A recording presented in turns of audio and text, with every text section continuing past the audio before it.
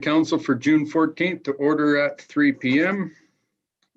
And a couple additions to the agenda before we adopt. Item 6.8 being the Community Bursary Program recommendation from Christ the Redeemer Catholic School Division.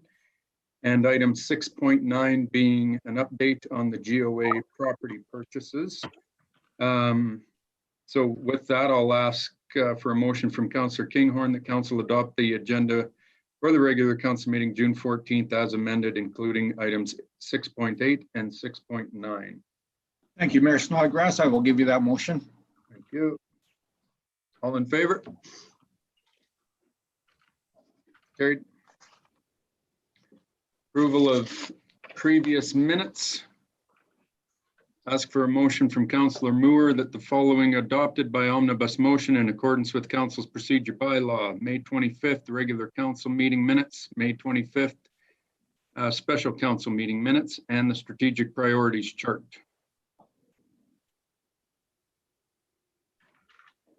I will make that motion, Mayor Snodgrass. Thank you. Any questions, comments? See none, hear none. All in favor? Carried. Kara, no public comments. Jody?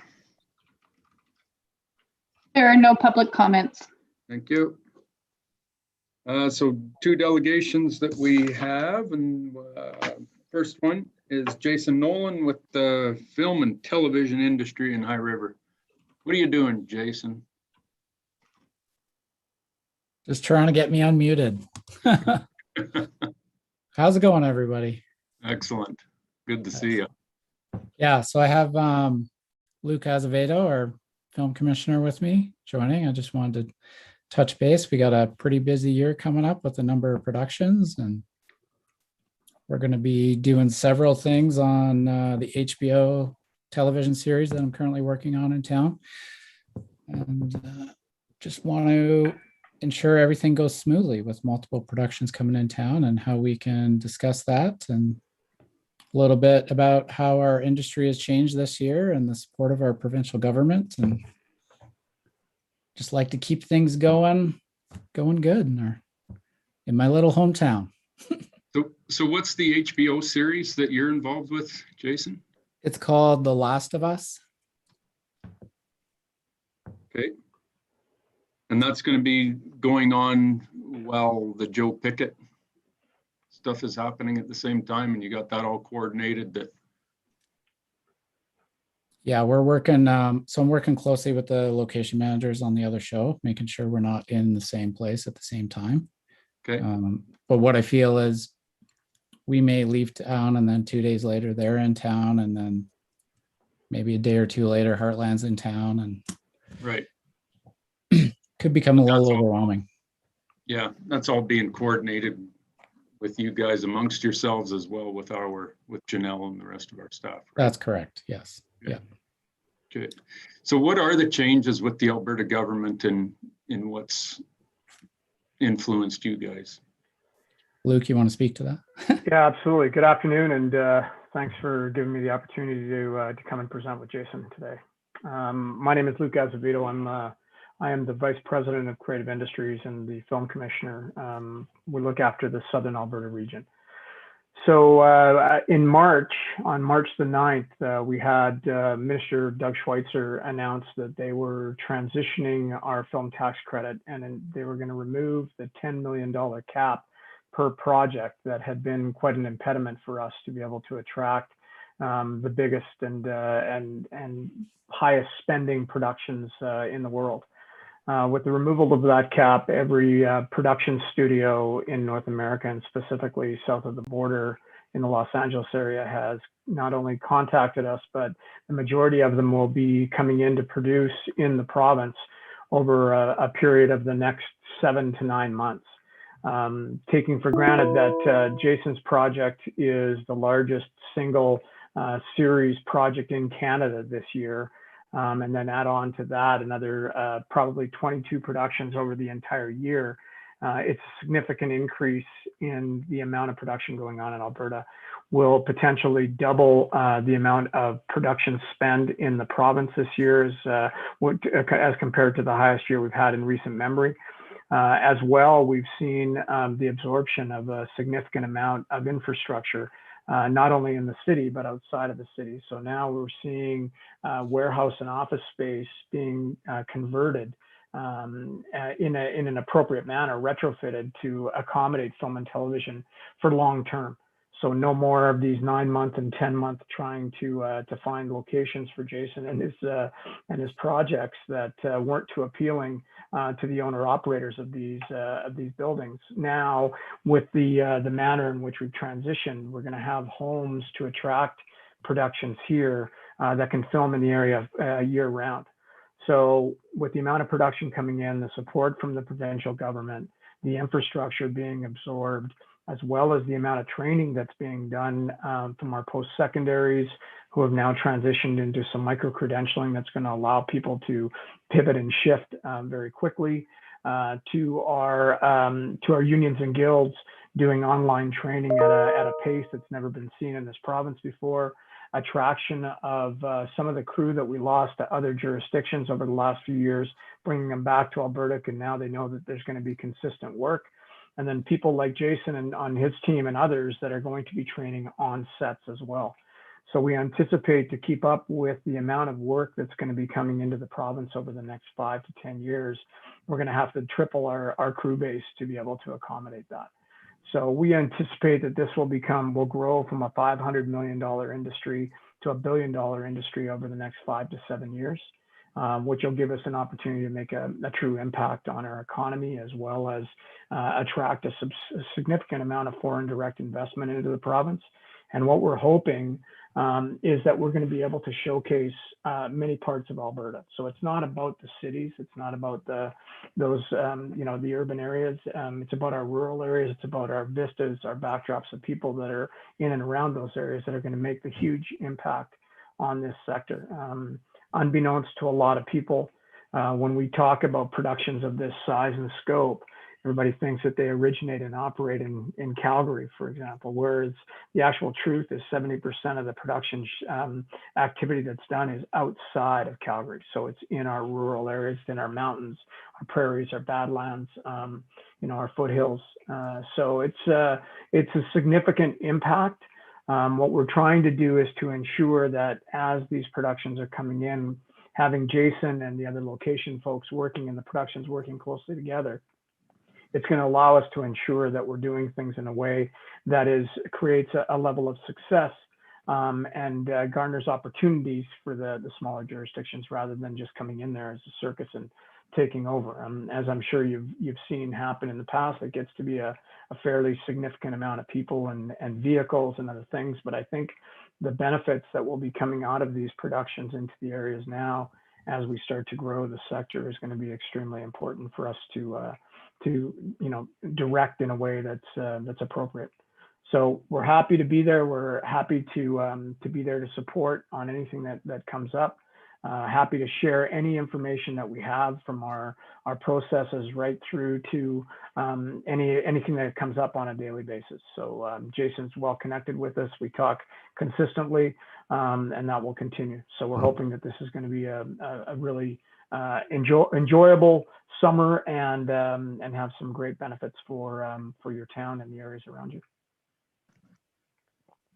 Excellent. Thanks, Lou. And we're very supportive of the film industry in High River, and this council's it's a big deal for us, and there's always challenges with it when you're shutting the streets down and all the vehicles, like you say. When they show up to film, it's a pile of people that are involved. So, but our coffee shops and our the crews are always in and out of our stores, and they do provide a great deal to our little economy here in High River. And not just that, they bring a real cool vibe to the place too, right? Like, it's just, the kids love it. Yeah, lots of the adults love it too, right? Just to go and watch and see who's hanging around. And if you don't know anybody, it's an interesting industry to watch work, because I don't know how the hell you get anything done when I look at it. It's a Sometimes monster. neither do we. Yeah, it's a monster, right? Like Yeah. it's an impressive coordination of chaos, I guess, is probably what it looks like with the number of people that are involved in this stuff. So well done. We're here for you, and I know you guys have got our back as well, and we'll all work together to make that happen. Absolutely. A couple of questions here for Lou and Jason. Jamie first, please. Thank you, Mayor Snodgrass. Yeah, I was one of those guys rooting for that zombie as he went screaming down the road on the roof of a car. I thought that was the coolest thing I'd ever seen in High River. But anyhow, on a more serious note, you talked about $1 billion to the province. Is there any numbers that you can give us that would be around the High River area or in High River, for example? So what we will do this year, and this is an important year for everybody, is that we're going to calculate exactly where the spends are. And we have an ability to do that in a very strategic manner, is that when these productions are asking for the return on their investment, their incentive at the end of it, they have to show what expenses were done and where those expenses were done. So what we're going to be able to do is to take a look at what this year looks like and use that as our baseline, because up till now, it's been a hit and miss based on our incentives. Some projects come, some don't. So now we're in a position where we're competitive nationally and internationally. So this year will be a very big deal for us to gather that information and ensure that we can see where we are today and where that potential growth of 15 to 20% a year is going to come from as we go through the next 5 years. Excellent. Thank you for the answer. Appreciate it. And Jamie, just so you know, previously on shows that I've done in town, such as like Tin Star, a couple seasons, discussing with our accounting department, they're able to track local spend, specifically like what the production spends, not what the crew spends on their own, however. But and with that production, the first season we were just over $1 million locally.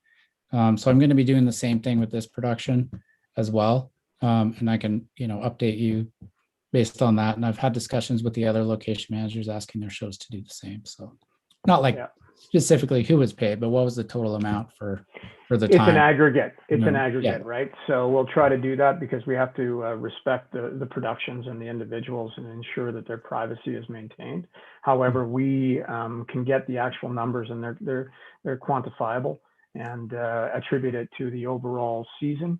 And then from there, you can gauge on what's actually occurring in a positive manner in your region. Mhm. Councillor Masterman.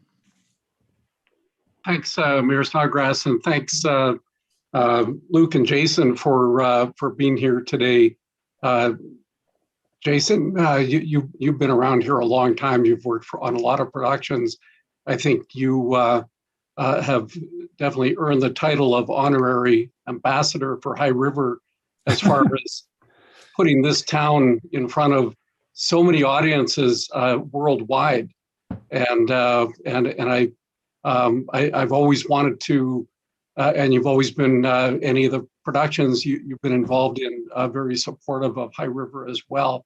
And it's great to see a local guy doing this. And but I've always wanted to ask you and certainly Luke as well. What is it about High River? Why are there so many? Why do we seem to be kind of a dream destination? And maybe that's just our ego, my ego talking. But what is it about High River? Well, Jason, you want to start on that, and then Sure. I've got a couple things as well. Yeah. Well, thank you, Bruce. I appreciate it very much, the comments. And I think High River, to put it simply, I mean, it's the best looking little town within the proximity of Calgary. We can play anywhere, small town America. The residents and the businesses are so supportive of what we do. They make things really easy for us. And the downtown's got the great look, the residential areas, all the surrounding areas too that go with it. So I think it's always been on the top of our list for all the productions I kind of show and are trying to attract here. which is part of the reason why it's looking to be so busy this year as well. It's High River seems to have it all, really, to be honest. So it's I did a full package. Yeah. Yeah, you're right. Jason's correct. There's 3 or 4 locations in southern Alberta that we identify as probably our 3 or 4 top locations on almost every production when we're putting together digital photo packages and trying to attract the productions into the area. I was part of the scouting group just based on all the criteria for The Last of Us, and as we pulled in with 2 different groups over a period of 3 weeks. Well, we need to see this. Well, there's downtown that can get me that. Well, I need this kind of house. Well, right over here, we can get you that. So the amount of availability to different looks within a short period of time, the proximity, as Jason said, to the city of Calgary, which allows us to get in and out on a daily basis, which makes the production, it makes it much more productive to go into that region.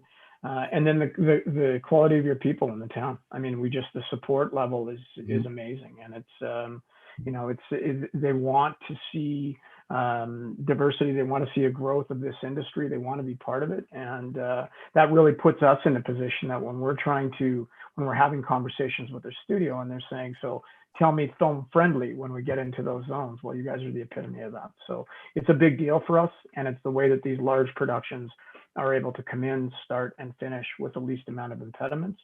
And then you're our best advertising, because they go back with that feeling when they leave here. And they said, yeah, well, this is where you want to go, or this part of Alberta, or these things. So you guys fit in that mold for us extremely well. And we hope that it's reciprocal coming back to you. So that's the intent as we grow it. Great. Well, thank you very much. I do have a practical question as well, because in your presentation, you said that you would welcome any discussion or questions as to how things can go smoother in town. And I think there's been a lot of advances in recent years about with you guys working with the town directly. For example, advances in talking to local businesses and residents and getting the word out, and when streets would be closed and when they'd be open, and compensation when it's called for. One thing I would ask is just as a possible consideration is oftentimes when the crews are in town, the whole area behind the museum, all that public land, we call it the CP rail land, it's all blocked off.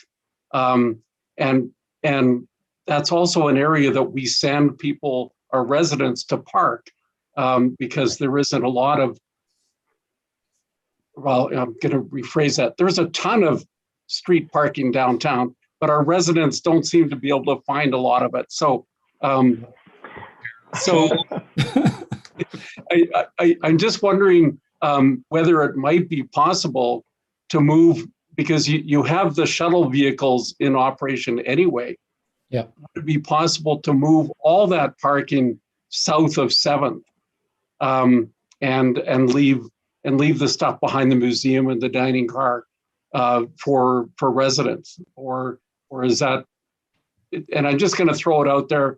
That's not. We haven't talked about this as a council, or I haven't talked to anybody else. This is just my opinion and my question. So I'm just wondering. And if you want to respond to that, great. And if you want to just ignore me, fine. So I think, I think I agree with you 100% on the parking and the amount of it and how people feel about it. I think, when we come to town, I would have no problem with going further down the tracks per se. When we come to town, we're not going to be filming downtown on this portion. We're going to be all residential and doing some roads, a lot of driving sequence, a lot of night work. So I think it would probably be best we were at the other end anyway. And I can send a note to the other guys and see if they can also accommodate that, because it makes sense to me, right? Like with COVID, I know this year they were trying to get things as close to set as possible to decrease the amount of shuttling. But UCS, I mean, the majority of people hop in a shuttle anyway and don't want to walk a block or two. right. Kind of like some residents in town, right? Yeah. So, And Bruce, to your point, I think this is part of the conversation that we need to have. We want to ensure that as we're utilizing the town more and coming in there more with larger crews and more consistently, that we're accommodating the needs of the residents as well. It's not just us coming in and, like I said, the circus just taking over. It's where's the best location for us to be able to do this, and we start aligning our folks to think about that as they're starting to gauge where they're going to be. And utilize the spaces that are more convenient for the town and make it more feasible to be there. I Thank agree. you. Definitely. And I think just on another note too, maybe we can do like a little recap after, we come through town and, any issues, I can talk to Janelle about that too. And maybe it's something like just promoting, maybe there's a way to do it like with a paper or something like that to, get the word out about the local spend and, how we are positively affecting the community. So everyone is more informed of, we don't just show up in town and not spend any money or help anybody out or, donate to certain programs and stuff. That's a great idea, Jason, because I know we've tried to do it a little bit in the past, but it's the more we can get that information out to those that get frustrated with the film industry being in town, right? Because it, they had to wait at a stop sign being held for 2.5 minutes, so it completely ruined their whole year. Yeah. And they want to know kind of, well, what's in it for us out of this stuff, right? So, the way you explained it, and Jason with the $1 million spend out of Tin Star, those kinds of things, it wakes people up as to really what value these do bring in for the inconvenience they might have to experience every now and then with it. So, right. Yeah. There's a lot. And I know you got a good relationship with Janelle, and any issues can be discussed afterwards, and better pathway forward if you can avoid some of it in the future. So, yeah. One more question I've got, Kathy, and then we're going to have to run to the next delegation. Thanks very much. Thanks, Jason, and thanks Luke for your presentation today. And just a little farther to that conversation about getting the word out. Absolutely, it may be including something in our town crier, but I would love if there was some sort of way to have kind of just a more open conversation on our socials. Or provide information on our socials. That's where a lot of people get our news. And I think if we can be deriving some of these stats here and maybe even an interactive way, I think would be really beneficial. But as Mayor Snodgrass said, I think for people to hear those numbers and realize the impact, it's kind of a real head snap for them. And I think really important for us to get it out, in particular, as we go into what you said is a really busy filming season that personally I'm really looking forward to. So thanks for the time and thanks for investing in her work. All right. Thank you very much. Thanks very much. Kathy. Nice to meet you, Luke. Good to see you, Nice to Jason. meet you, folks. Thank you If so you much guys for have having anything- us in. Yeah. Anything at any time, feel free to reach out to me directly, whether it's to do with my show or anyone else's, and I'm happy to assist in any way I can. Excellent. As always. As I am. Yeah. Yeah. Absolutely. Thank you. Have a good rest of your day. You Thank too. you, guys.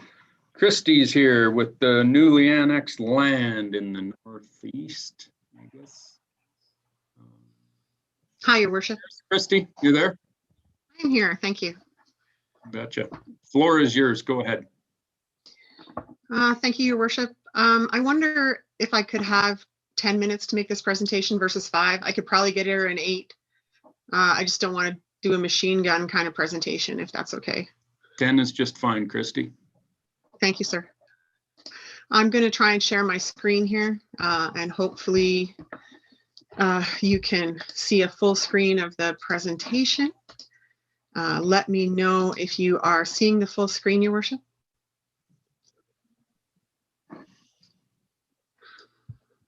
Yeah, seeing it enough, I think, Christy. Yeah. Yeah, okay, thank you. So, Mr. Mayor and members of council, we're here really just to talk about an application for service use that we are trying to make in the newly annexed area. Regardless of how we got there, we do need council direction on this particular area of town. What we are going to just present quickly is an overview of the current understanding and policy direction in this area. The context studies and the things that we know have been undertaken, Certainly some concern about emerging priorities and aspirations of the area landowners. And we also would like to just suggest a path forward that we really just consider a middle ground to start to get some things rolling. This is a photograph that shows the Corey Contractors property in the middle. It's kind of sandwiched between the Golden View storage use, as well as what was the former New Holland site, which I believe is utilized as a rental facility, equipment rental facility now. What we have, we just flew this to show council that, you know, there's stuff going on out here. It's not raw land, it's not bare land. As you move towards the north, you can see that from Golden View, there is the Mr. Langford's property where he's got industrial storage going on. There's Farm Boy, and then Neiman's Drilling even further to the north. And as you can see, in terms of the fabric of the town, we have a lot of development going on in this corridor. It's basically consists of a bunch of strip linear 20-acre parcels. The reason that we're in front of council today is because we've made an application which hasn't yet been opened, and there's some commentary in the staff report about how that application was made, Your Worship, but my clients did have a pre-application meeting with Mr. Mohammed. They directed me to make the application. I think we knew that the town staff would not be able to deal with it in the current process, and we had to come to council regardless. So however that happened, we knew we were going to have to end up here anyway. The current planning direction is really not to allow anything to progress here for a lot of reasons, primarily based on the annexation agreement. And what we want to do is present a solution to council to consider for moderate growth in this area, really to the benefit of the town economically, socially, and to bring employment opportunities. You know, one of the major assumptions that we've made here is that the town doesn't front-end utility development like the city does, which essentially uses the credit card to spur on economic growth. So the other part of that equation is the city also does their own planning. They're doing the ARPs, they're doing the ASPs, they're doing it all. And then they are following up by spending. There's about $54 million worth of infrastructure going in the south around Seaton that the city is completely front-ending for area structure plans that are subject to growth management overlay. So they are using their credit card to spend and spur on growth. This town doesn't do that. However, you have a very comprehensive utility master plan. It's a fantastic plan, actually, and not too many towns have plans like that. And the offsite levy bylaw really intends to outline the development, the cost of future development, and assign responsibility for payment for that privilege. The basic assumption here is that growth pays for the offsite levy, and the town doesn't front end the pipe. We've made this application really to attempt to rezone these properties to service and employment district to allow for future storage and light industrial land uses. This is really consistent with the existing area development, which includes Farm Boy, the old New Holland site, the Golden View storage, to name a few. We have Riverton Construction, Neiman's Drilling. They're all operating businesses out of these parcels. And given the range of existing uses in this location, we believe that the entire site, with the exception of 4 country residential parcels on the very north end, should be rezoned as service and employment district, constitutes about 220 acres of 14 parcels. The current land use map identifies Urban Reserve District to the east, SED and TND to the south. And contextually, the majority of the parcels within the newly annexed areas contain business uses of some kind. And as such, we are of the opinion that the 6 districts in the land use bylaw, the SED is the most appropriate. With the newly annexed lands currently they're currently sitting under Foothills County Country Residential Land Use zoning, with the exception of those supporting businesses who had a rezoning or a site-specific amendment applied to them to accommodate businesses. The only parcel in here that is not country residential with a site-specific amendment for the business is the old New Holland parcel, which has a rural business district zoning under the Foothills County's previous land use bylaw. As council may know, Foothills County has been extremely active in generating economic development by way of industrial and commercial land use applications. And here, you know, immediately across the highway, Foothills County is actively preparing an area structure plan for highway commercial and commercial business park and industrial land uses. This application, I think, will be coming to council in the fall.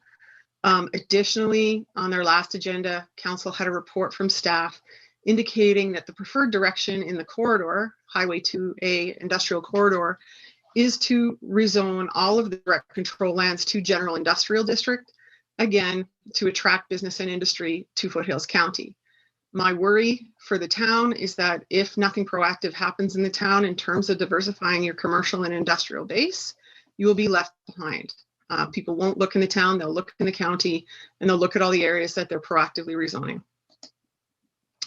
In the municipal government board order that addressed this annexation, the board found that it's really good planning practice for a municipality to have enough developable land available from a number of owners, as this creates competition, which can maintain land prices at reasonable levels and facilitate development. The MGB was not convinced that the annexation would significantly overburden municipal services. So essentially, having more properties in the town zoned as industrial and commercial helps the town, as it creates competition, keeps those land prices at a reasonable rate. Right now, there's one 20-acre parcel that's service and industrial or service and employment district zoned in the town. It's for sale for $2.2 million.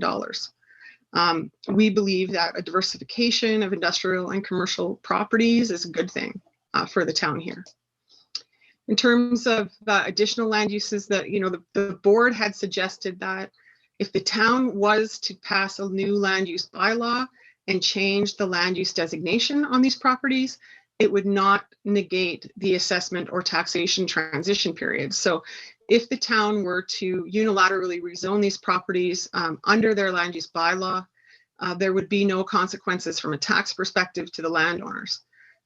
However, the landowners are sort of tired of waiting for the town to initiate that rezoning, and they run the risk of their assessment changing if they take the initiative themselves. So in so doing, they need revenue in order to pay the property tax revisions, as well as pay the offsite levies.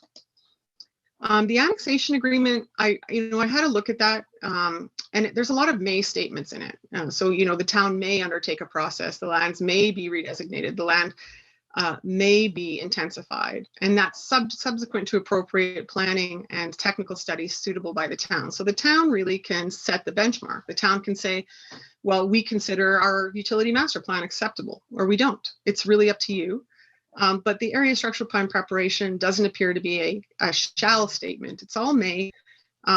And I don't know that the county would really stand in the way of you rezoning these properties unilaterally as you were entitled to under the annexation agreement.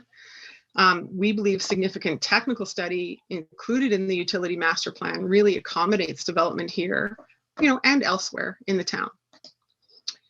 In terms of the planning response that we got from the town of High River, we were advised that this area is not a priority and the process really would take a couple of years. We're concerned really that the town plan is a priority, and that's okay. But, following that with the Calgary Metropolitan Region Board, we believe additional pressure will be placed on the town of High River to participate in the JPA 3 context plan, as this will be of major importance and a high priority for Foothills County. So as you know, in JPA 3, the town of Okotoks, town of High River, and Foothills have to create a context plan for development to occur within that corridor. And as you also know, Foothills County is spending a ton of money on servicing in that corridor for water, wastewater in order to facilitate future development. So I believe there'll be a lot of pressure coming from your neighbor to participate in that next. In terms of the offsite levies generated by this development, there would be about 1.1 million attributable to Jeff Langford and about 1.2 attributable to Corey Holmes. But in order for the town to collect those offsite levies, new growth needs to be supported. And again, the town's not front-ending that work, and really you're collecting later. So only by developing areas are offsites collected. So, I've made my clients aware that this is basically their cost under the draft offsite levy bylaw, and they're certainly understanding of it and willing to make the contribution. But of course, you need to have development to fund this kind of offsite levy. What we believe is that planning, and what I believe is a balancing act. I'm sitting on one side of the counter, Mr. Mohammed and Ms. Joyce are sitting on the other, and I'm really looking for a balance. I'm trying to enable residents with some property rights and opportunities to bring employment and social development and economic development, while being at the same time somewhat prescriptive about other aspects of those rights to ensure harmony and satisfy the MGA. So I feel like the whole role of the planning process is to satisfy 654(2) of the MGA, which says you can't unduly interfere with the amenities of a neighborhood, materially interfere or affect the use of enjoyment of value or neighboring properties, parcels of land, and you really need to conform with the land use bylaw. And what I find right now is that the town's process is far too prescriptive, and it doesn't really enable any landowner to do anything that they want to do within, what they can, as outlined in the land use bylaw. There's a lot of hoops in the process, and I'd like to, ideally, there should be more balance there. I did ask for some of the statistics. I got partially what I asked for, and that's okay. This really helped. I was just looking to see what the permit value over the last few years has been in the town. And as you can see, there is a declining industrial permit value over the course of time. And in the last 3 years, there has been no industrial permit applications made in the town. And your commercial value is also waning. If you can see, it's gone from 12, 13, 14 down to 1, and then down to 780,000. So, there's certainly a trend towards no diversification of commercial and industrial land uses in the town. And additionally, if you look at those rates and how this is operating over time, again, real decline to 0 for industrial and a sharp decline for commercial over time. The flood does have an impact on that, and did, but we got to turn that thinking around. This town should not be known for its flood. It's got a heck of a lot more to offer than what has happened to it in the past. I'd be concerned about the overall health and statistical tax balance based on these sort of indices in the town. The population also doesn't appear to be peaking in the way that it had in the past. Between 2006, 2011, there's a great jump in population. And then over the past several years, the town's population has increased just nominally. That's not a good sign. I think the average age of the people in town here is 42 years. Population increases have been moderate. And if your average age is 42, there's a lot of young people in town looking for work, looking for opportunities, and wanting to stay here. So what we're trying to suggest to the town is that there needs to be some looking at investment in commercial and industrial development in order to bring jobs and employment into the town and help grow and sustain the population here. One of the things that we know is an issue over here is that bypass road, and it is intended to be removed from the highway system.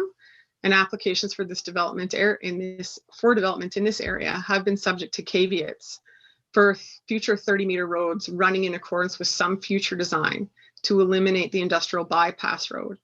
However, no contribution was taken for the construction, just the new bypass and the caveats. So, for example, when Farm Boy subdivided to the north of Mr. Langford here, Alberta Transportation asked for a 30-meter wide caveat. They did not describe exact location for that caveat. They just suggested it be there. Some point in the future, another road would run through here, which would eliminate the bypass road. So we took it upon ourselves to design a scenario which would eliminate the bypass road in the long term, unify all of the approaches and accesses within this 20-acre strip. And I actually shopped it past Alberta Transportation. I sent it to Trevor Reichelhoff, and he suggested that the plan looks good and like a good solution as part of this local and long-term local road network issue that we have. So essentially, this photograph on the right-hand side is the air photo, basically identifying the bypass road. As council knows, Alberta Transportation wants that closed. It needs to be internalized, and we've come up with a solution. We've only ever been asked to set aside land for this realignment. We've not been asked to contribute to its construction. And its construction is also not included in the offsite levy bylaw. We therefore assume that AT is removing the bypass road and they're covering the cost to replace it. We are of the opinion that removal of the bypass road and a solution for its replacement will only help spur on more investment in this area, because it really would eliminate the element of the unknown. There's a lot of unknown around this bypass road. If we can eliminate that and say, well, here's how it looks, I think more the better for this entire area of town. We did, with this concept, show how these 20-acre parcels could be developed over time in a unified manner. It includes appropriate transition areas between the business park and residential areas. So we've got some residential on the south and some residential on the north, and we've showed some residential transition and some thinking around what that looks like. And this concept includes separate titles for every existing residence in there, so that it could remain or convert over time as needed. Each parcel has direct physical and legal access to the municipal road system, and each parcel can intensify over time with no detriment to the initial lot fabric we have established in this concept. The internal road system provides for looping opportunities for deep utility infrastructure, and the town's water and wastewater basically comes to the corner of this property and not really too far away from, it's not tough to extend it up 112th Street. In terms of a solution, what we're suggesting is that we be permitted to prepare a conceptual plan, and that we vet that conceptual plan with the area landowners. And that's not different than what I've just shown you. It is to be non-statutory and flexible, to allow for a diverse range of uses under the service and employment district. Important interface conditions along the highway are to be noted. One of the things that High River suffers from is a bit of a drive-by appearance from the highway. We need to change that. We need to make people, when they're on the highway, understand that they've hit the town of High River and it's a cool place to be, and you need to go in there and have a look and do some business in it. Because right now, it doesn't have that kind of street presence from the highway.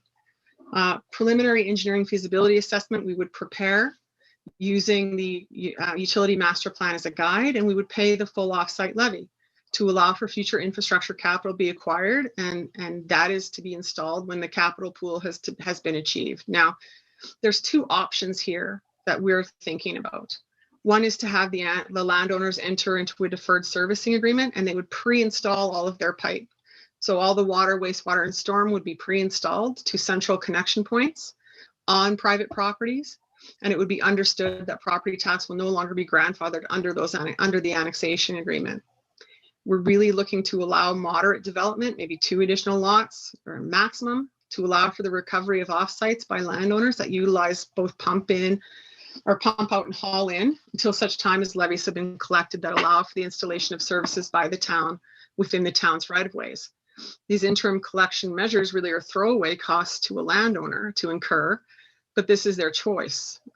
Oftentimes pump out tanks are converted to clipping tanks, which pump off peak to assist and benefit the overall wastewater system in its operations. A second option could be that connections to the town infrastructure are relatively close, so the landowners could bring water and sewer up from the south along 20th Street or 112th Street, depending on what you want to call it, and see a corresponding reduction in the offsite levy for front-ending the pipe. The interim storm would still be required, and the potential endeavor to assist to landowners when there would be a potential for endeavor to assist to these landowners when others connect.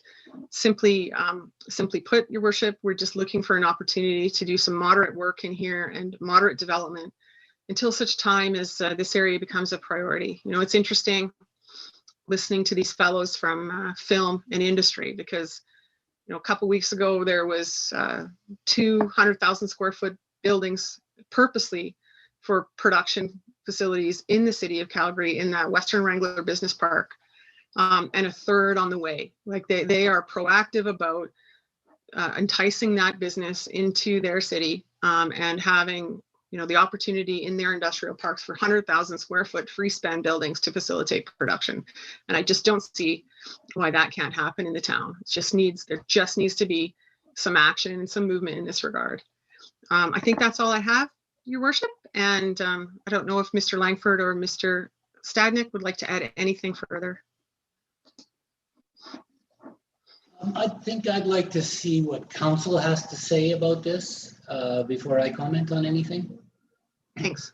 Jeff, or you have anything you'd like to add? No, I'm good. I think we all know that it's an important part for the town moving forward, and it's a critical part for infrastructure and access to that area. I guess just for me to sum up, I'm a big believer in this town and want to make things happen and do it right. But I really want to see businesses promoted in this town and things start moving forward for development for sure. Thanks, Your Worship. Okay. I'll be honest, Christy, I got to take a bit of a breath here. Some of your comments that you've made in here, what I refer to as kind of against the town, bit of a negative attitude for High River with this presentation. No, I hope that's not the I'm case. going to leave it I'm going to leave it right there. Okay. So I got a couple of questions for you. Starting from number one, with the landowners themselves, you know, we got the request that they wanted to be annexed into the town of High River, tired of dealing with the county going nowhere, need to be annexed into the town of High River. So we say, yes, and here are the conditions that, you know, servicing, not going to happen anytime soon. You know, any development that's going to happen in there, it'll require a full ASP like everything else does. And, you know, then you've made a comment, Christy, saying, you know, and we've just annexed them in, like almost within the last hour. It's that tight. And, you know, you make a comment that these landowners are now tired of waiting. And I can't help but say, what the hell are you talking about? We've just got the annexation done. And now you're asking for, you know, a lot of almost threatening comments that do this or else. The MD, the county's going to beat you, you know, develop or else. You know, I don't buy into that, Christy. You know me well enough that I do not buy into that stuff. I don't know if anybody else on council does, but comments like that, yeah, it's tough for me to start to, it just, I'm sorry, I get real frustrated at it. So I guess the question is where is this coming from, that tired of waiting? Your Worship, firstly, it's not my intention to be negative or disrespectful of the town in any way. Actually, it's quite the opposite. I have a lot of respect for the town. I used to live in the town. I want nothing better, nothing but the best for the town. I simply am trying to find a way to facilitate a landowner's aspiration in the face of what seems to be a rather rigid process. The tired of waiting comment was really something that Mr. Langford had asked that we include, because there has been, you know, the annexation process itself has been underway, I think, since 2007.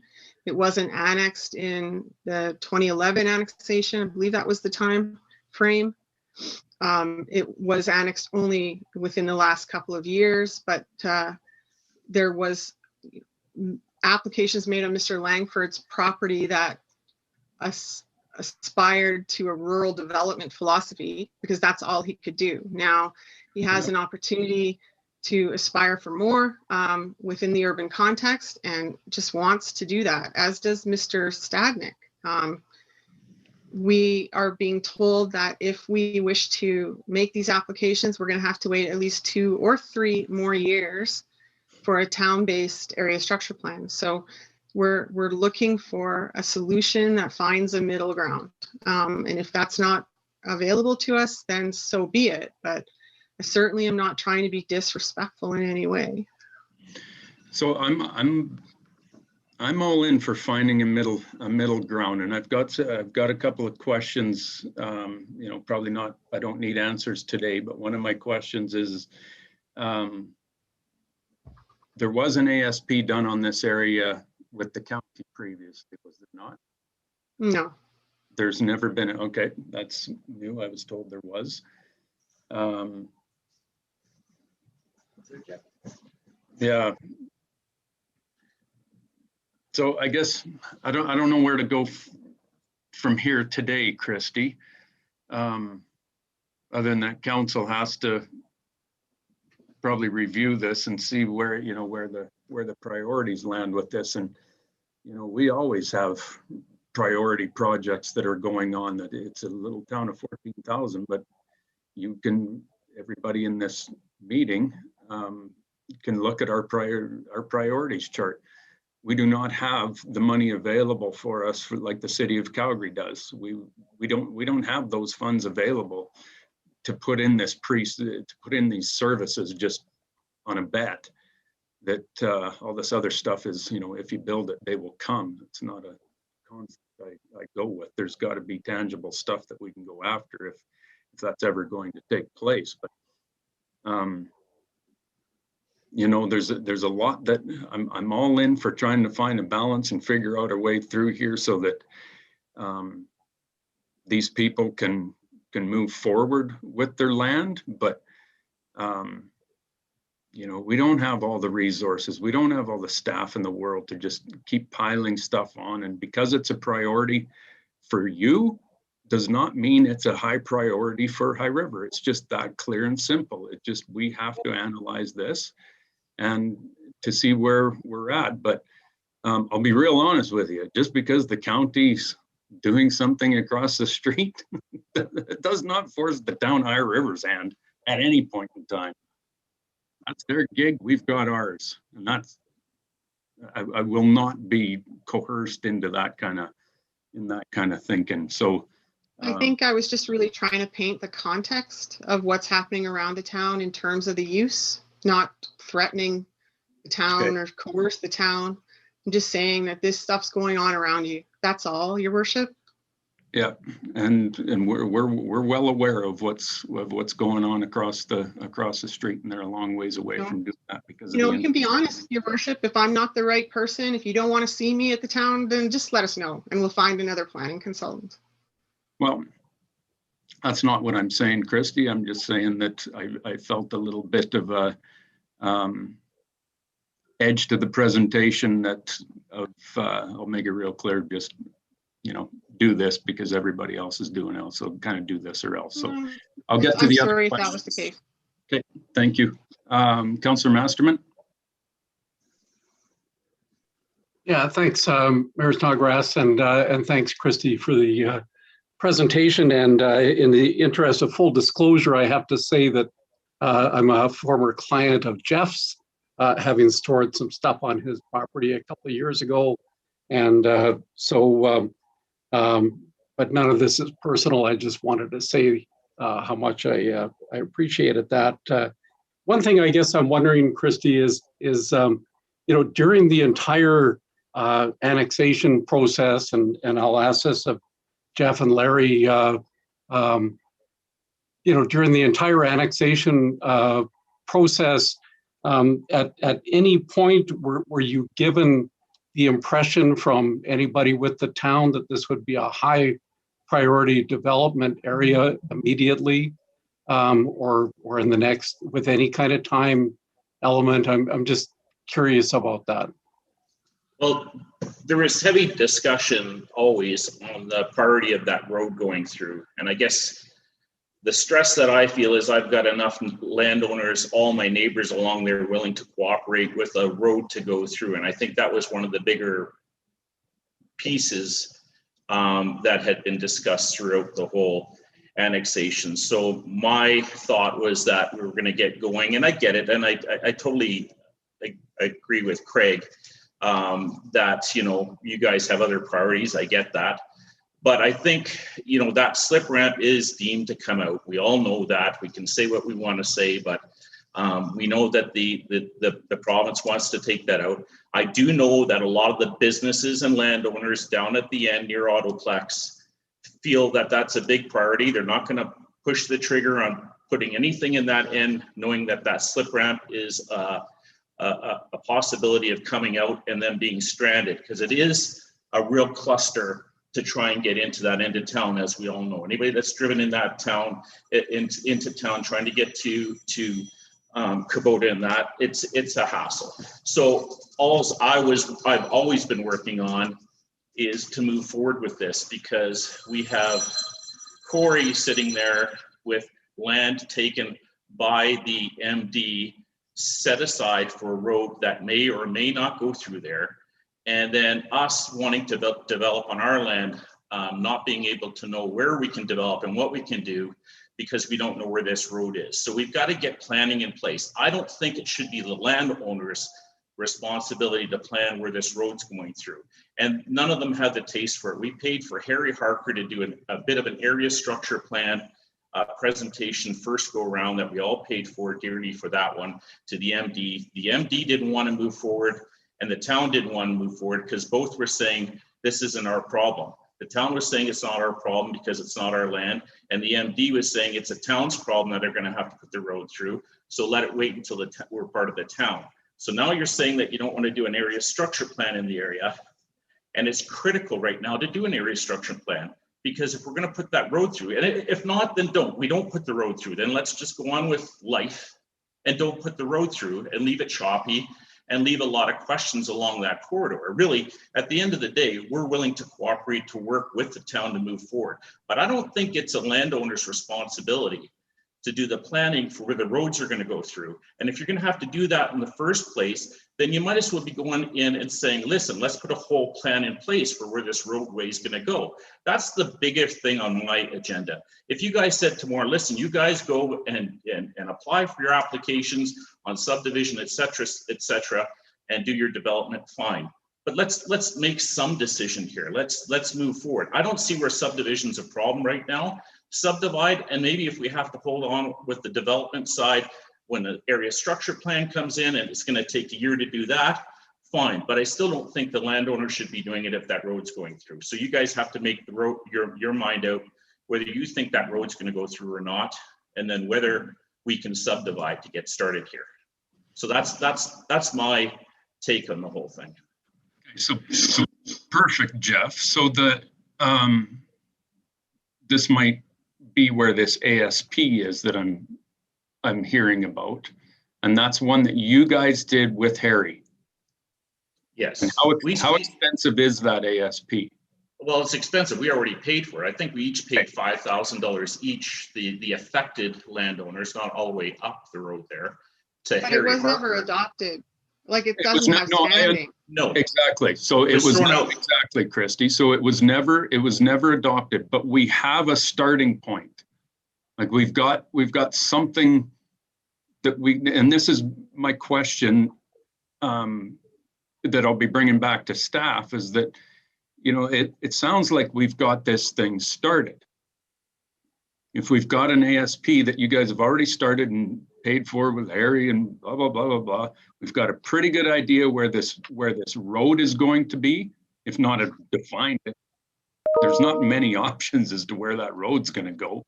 It was real pie in the sky.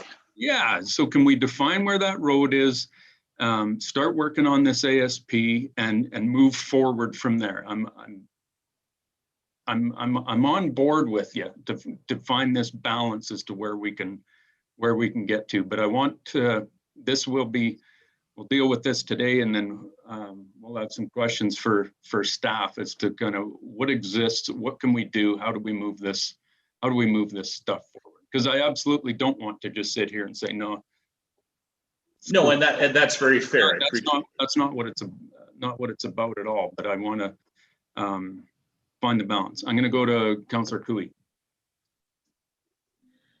Thanks, Mayor Snodgrass. Thanks very much to Christy and Larry and Jeff for being here. I don't have any specific questions because I want to wait for staff's presentation and bring some more forward, but it's a bit of a balancing act. It's about smart growth and smart development. It's about, you know, also prioritizing and looking at things and protecting the interest of our entire community. We all know an example, and it's very close to this area of poor planning and poor development, and we need to ensure that doesn't happen going forward. But I'm entirely on board with what you presented, what Mayor Snodgrass said about trying to find that middle ground. I think when we looked at that annexation, and I realized that as much as it's just recently signed, you have been kind of floundering between municipalities and between annexation and no annexation for years.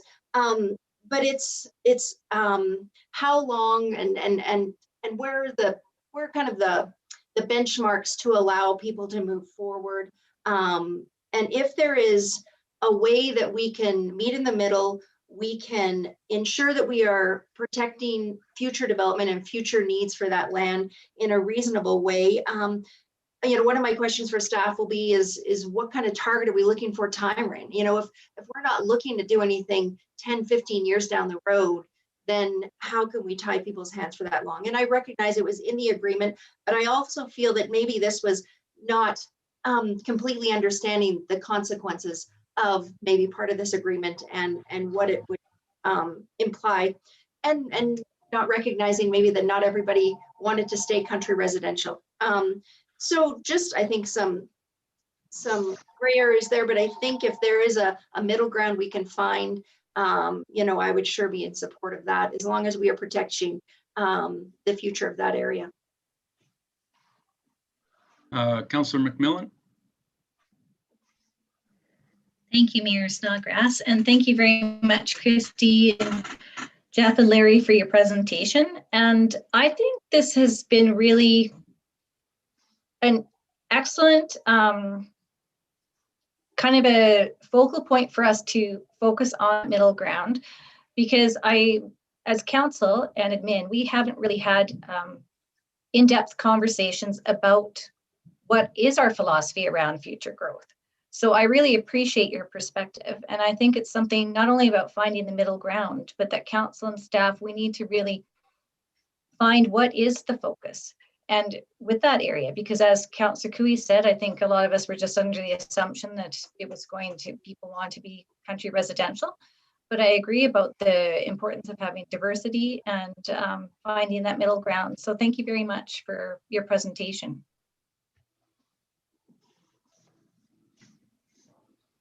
Thank you. I'm really, really sorry if council feels attacked. I only get a certain amount of time to do this, and I practiced it. Maybe I came off too robotic. We'll get over it, Christy. We'll move forward on this. So is there anything that you'd like to say, Jeff or Larry or Christy, and then we'll move in, because the next item on the agenda is to talk a little bit down these lines on ASP. So yeah, well, I think what I saw in the agenda item, and I'm looking at page 49 of 695 in the staff report, what they're suggesting is, an ARP or an ASP makes no difference, and that really what you're looking for is an FSR, a TIA, an ESA, and a geotech. And I'm saying, we can offer those things in a concept plan that's really just more flexible than an area structure plan. And what I'm trying to impart to council is that because of the nature of these properties, because of the level of fragmentation of some of them, and because of the existence of businesses on these properties already, flexibility is really quite important, because there are some landowners who wish to stand pat and just have their storage uses, while others wish to proceed and attract different kinds of businesses. If you have an area structure plan, you are very policy oriented, you are very fixed, and it's somewhat inflexible, because then you're moving to the NOP stage. And I'm simply suggesting that I think a bit more flexibility in the process and a non-statutory plan with some guidelines might be a better solution for this part of town. That's simply what we're saying. And that I can absolutely understand, Christy, and that's good advice, because it's not like a bare piece of stubble that's going to be exactly this.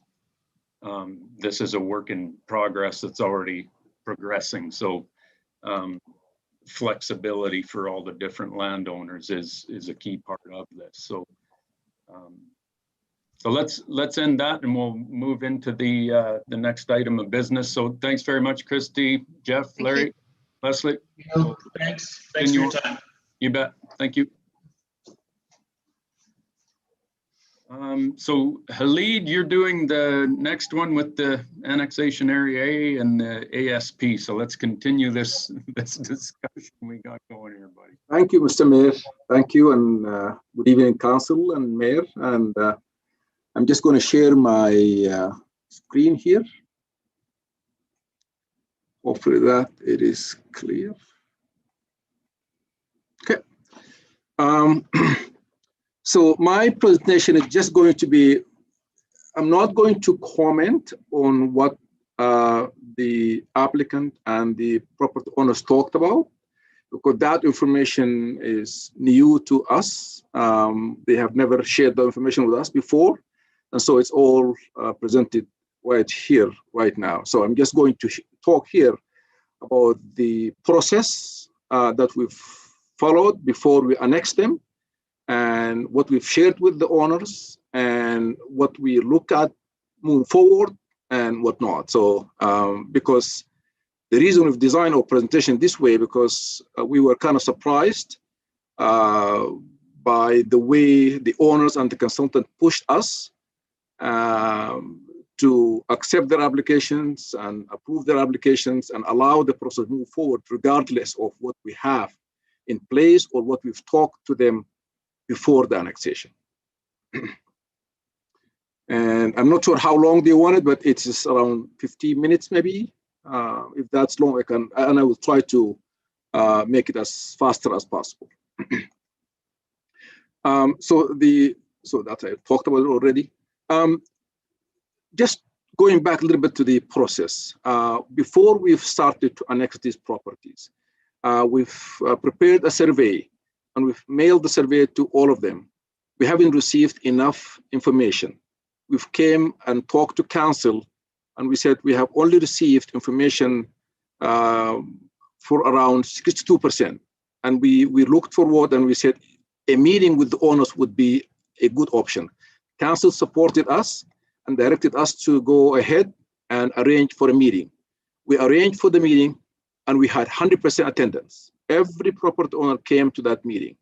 Town staff, county staff attended, and we have made a comprehensive presentation to all the owners. And the presentation basically included municipal considerations, what we are looking for from planning perspective, from servicing perspective, and timeline perspective, and who is responsible for the cost, and who's responsible to pay for all the studies. After we have presented everything to them in details, we've asked them to ask any questions. They've raised many questions. We've given them all the answers, and we were all clear with the information that was presented to them. We gave them a short survey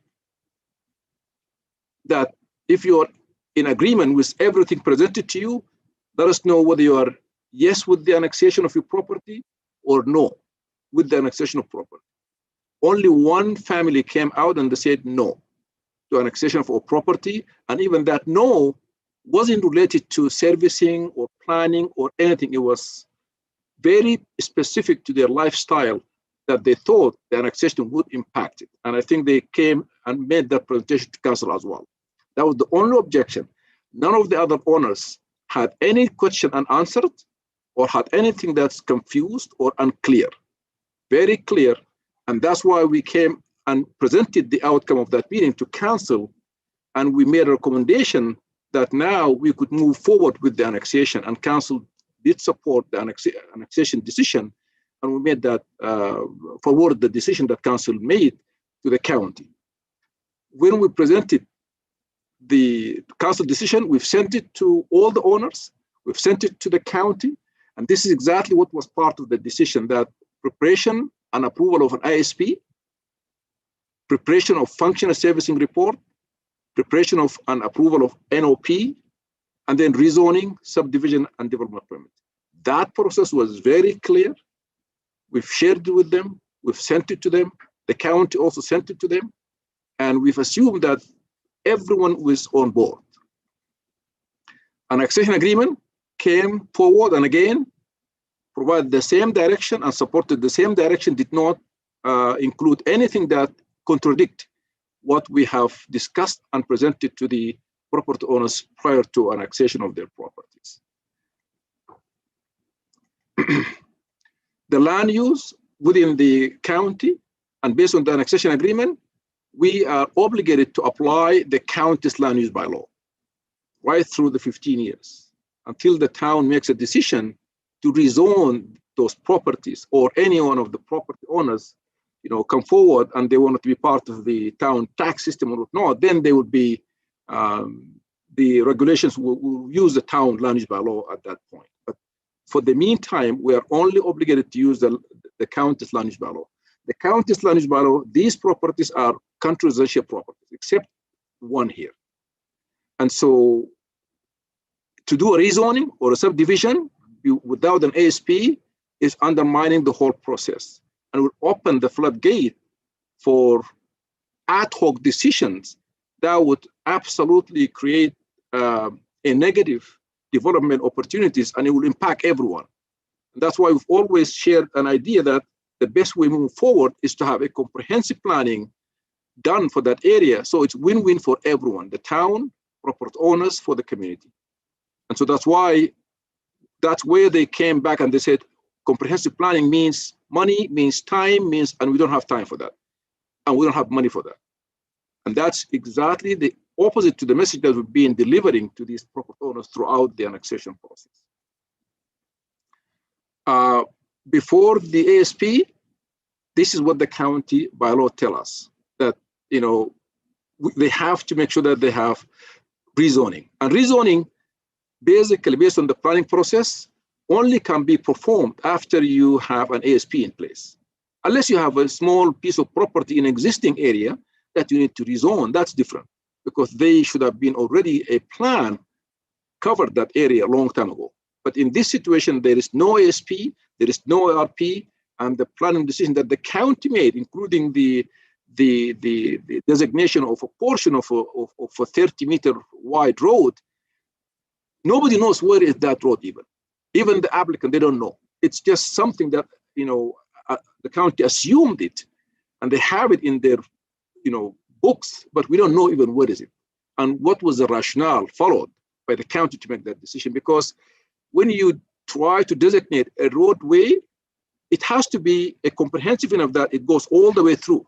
You cannot take small piece from one property without real understanding where does it extend.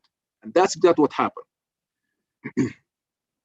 The most important piece, when you have a major property like what we have annexed, the accurate process that we follow is always to visit the properties through a review of the town plan.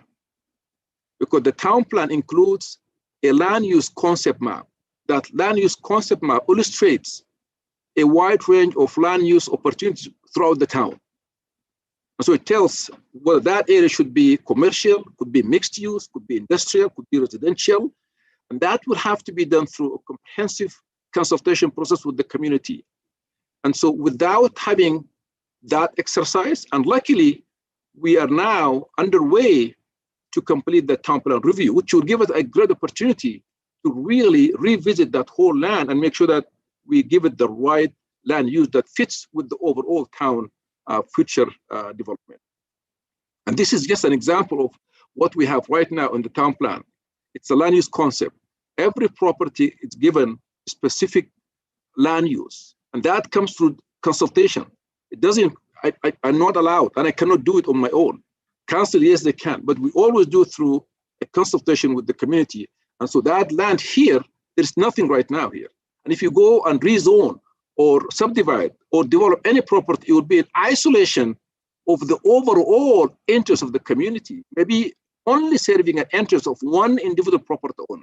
And therefore, it is not for the best interest of the community in the absence of that planning process. After the ASP is done, then it's simple, because it will be so smooth that everything is done based on a comprehensive study. We know exactly what is the best land use, how it can be serviced, how the access can be addressed, how the stormwater management, water, sewer, everything has been addressed clearly. And then, of course, the offsite levies and everything, and it's to the best interest of the community. It's never to the interest of one individual property owner or two owners. And even though we have all that information shared with them before the annexation, after we annexed them, we've called them again in a welcome session, and it was addressed by Mr. Mayor. Even though they were not, a lot of them attended, but at least few of them attended, and we made sure that a full package of that information was shared with all the owners. In that package and in that meeting, we've walked them again through what the process looks like. And that's why it's so surprising when we had a meeting with them, they submitted 2 applications and disregarded all that consultation. And even the application they've submitted to us, it was not in consultation with us. It was the consultant went ahead and prepared application, and they given a specific zoning that's not even existing. They have assumed in their application that these lands are already zoned urban reserve district, and they wanted to rezone them from urban reserve district to commercial or industrial development district, which is again undermine the whole process and the whole planning information that we have. I'm just gonna go here. So the ASP basically, it's a policy document that really create a link between the town plan and the development. It's normally prepared by the owners for all privately owned property. It's never prepared by the town. It's not the town's responsibility to prepare an area structure plan on behalf of a developer or a landowner. The ASP itself, it must be aligned with the town plan policies. And it's a legally binding document. It's a bylaw. And once it's adopted, it's owned by the town. The town could make amendments in the future in consultations with the developers. It shuts the door in front of any ad hoc decisions that will really, it will impact the community in the future. We can make any decision today that may help someone to develop, but that as long as it is done within a comprehensive planning, yes. But if it's done just in a piecemeal, it will not serve the community.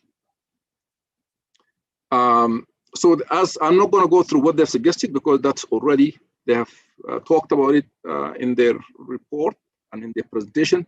But the biggest piece is they believe that what the town has within the infrastructure master plan is sufficient for them. And we know, and Riley is here, he could comment on that. The infrastructure master plan, it's a high level servicing study that talks about the community, at large.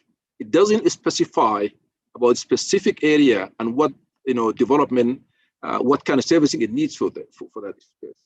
And so it's missing a lot of pieces. That's why we need the surfacing study to be designed specifically for that area, whether it is stormwater management, whether it is water lines, whether it is sanitary and transportation and whatnot. So that's why it's going to be tricky to take a high level document and try to design it and tailor it to service that area. It just doesn't work.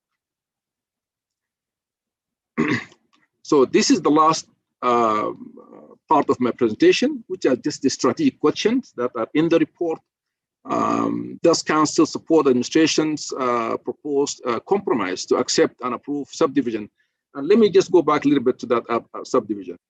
In my meetings with them prior to this, a few weeks ago, I said we can always compromise and allow you to subdivide the properties only to facilitate ownership changes, but not to facilitate development. And we've done that. Sometimes when people wanted to subdivide just for anything that they wanted, sell a portion of properties or whatnot, or the changing of ownership, we've always done it. But they have refused it because they wanted to subdivide and develop immediately. And so that it's not going to work, because if you want to subdivide properly, then it has to come through the planning process. And I just want to highlight another point. When they've talked about the ASP that was done by Harry Harker did not do an ASP. He has prepared a very high level conceptual scheme that only focus on access and high level land use. But there was no ASP, there was no study, and it was presented to the county and the town at an IMC meeting, and it was rejected by both councils because it wasn't anything closer to anything you could call even an area concept plan. It was just high level idea about how to resolve the slip ramp situation. It was all focused on getting rid of the slip ramp and provide access through these properties. That was the only thing that Harry Harker has done. These are the questions. I'm not going to read them, but that concludes my presentation. And please let me know if you have any questions. Riley, if you want to make a comment on the infrastructure master plan, please go ahead. No, if there's questions on it, I'll be happy to answer, but I think, Lyd, you kind of covered the basics already. Thanks, Lyd. You answered one, well, my number one question was about the Harker ASP, and how long ago was that done? It was, I believe, 2012, 2013. Yes. Right. Okay. Yeah, I'll open it up to council if they have any questions. Maybe just if you can stop sharing your screen, Khalid, and I can see everybody else, please. Thank you.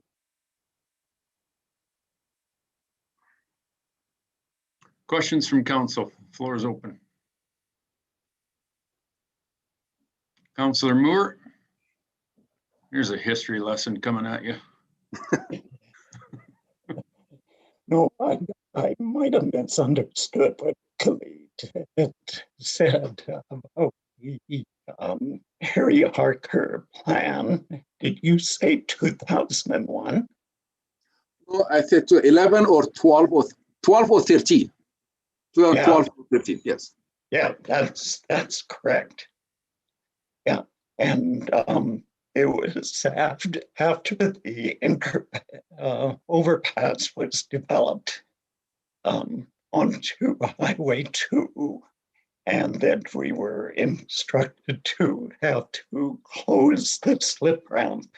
And so we were looking for a solution for the road and access road through there. But in your report, Khalid, you had mentioned that if we went ahead with a ASP planning process by staff, that we would have to give up our priorities, our strategic priorities, and the town plan.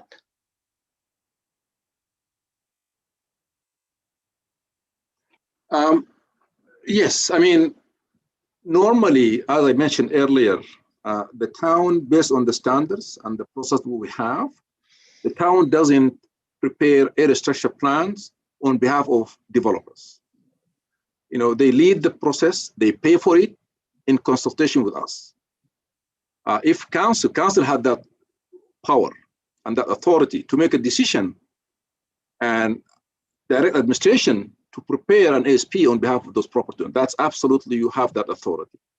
But if that decision has come forward, then it would absolutely be in contradiction with the town plan project, because it's in-house. It's so difficult for us to really process two major applications at the same time.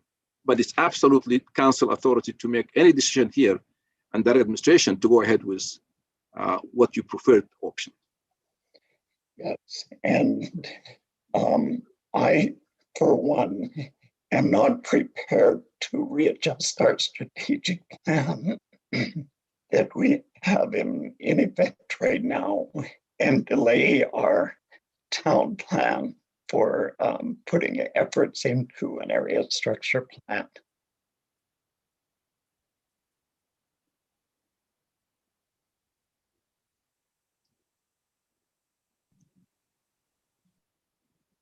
Thanks, Councillor Moore. I don't know who came up first, but I'll go to Councillor McMillan first, please. Thank you, Mayor Snodgrass. I guess where I'm kind of leaning is I think I would just like to have some more information, because I'm having a difficult time getting my head around this whole ASP thing when it's already like, we're not talking about one developer here. So that's where I think the process in my mind is a little bit different, because it's a bunch of different homeowners.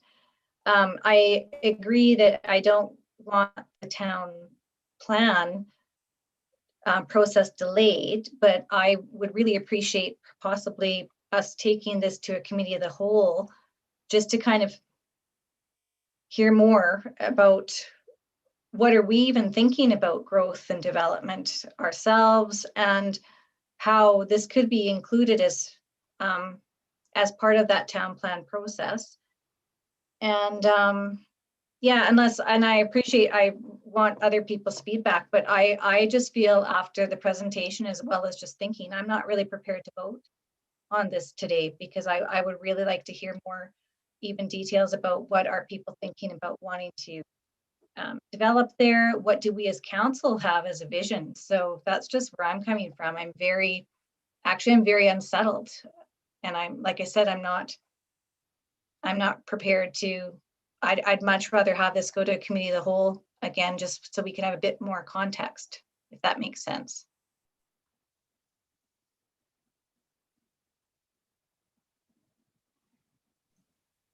Thank you, Councillor. Councillor Kinghorn. Thank you, Mayor Snodgrass. And I'll support Councillor McMillan's comments, but I have a couple of my own as well, obviously. You know, there was a big hit on growth in both presentations. And really for me, it's, do we want to grow?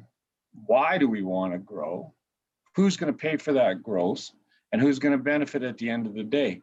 And from what I've seen here is, it looks like they're wanting the town to pay. When we talk about the ASP, Khalid, can you answer this in midstream here?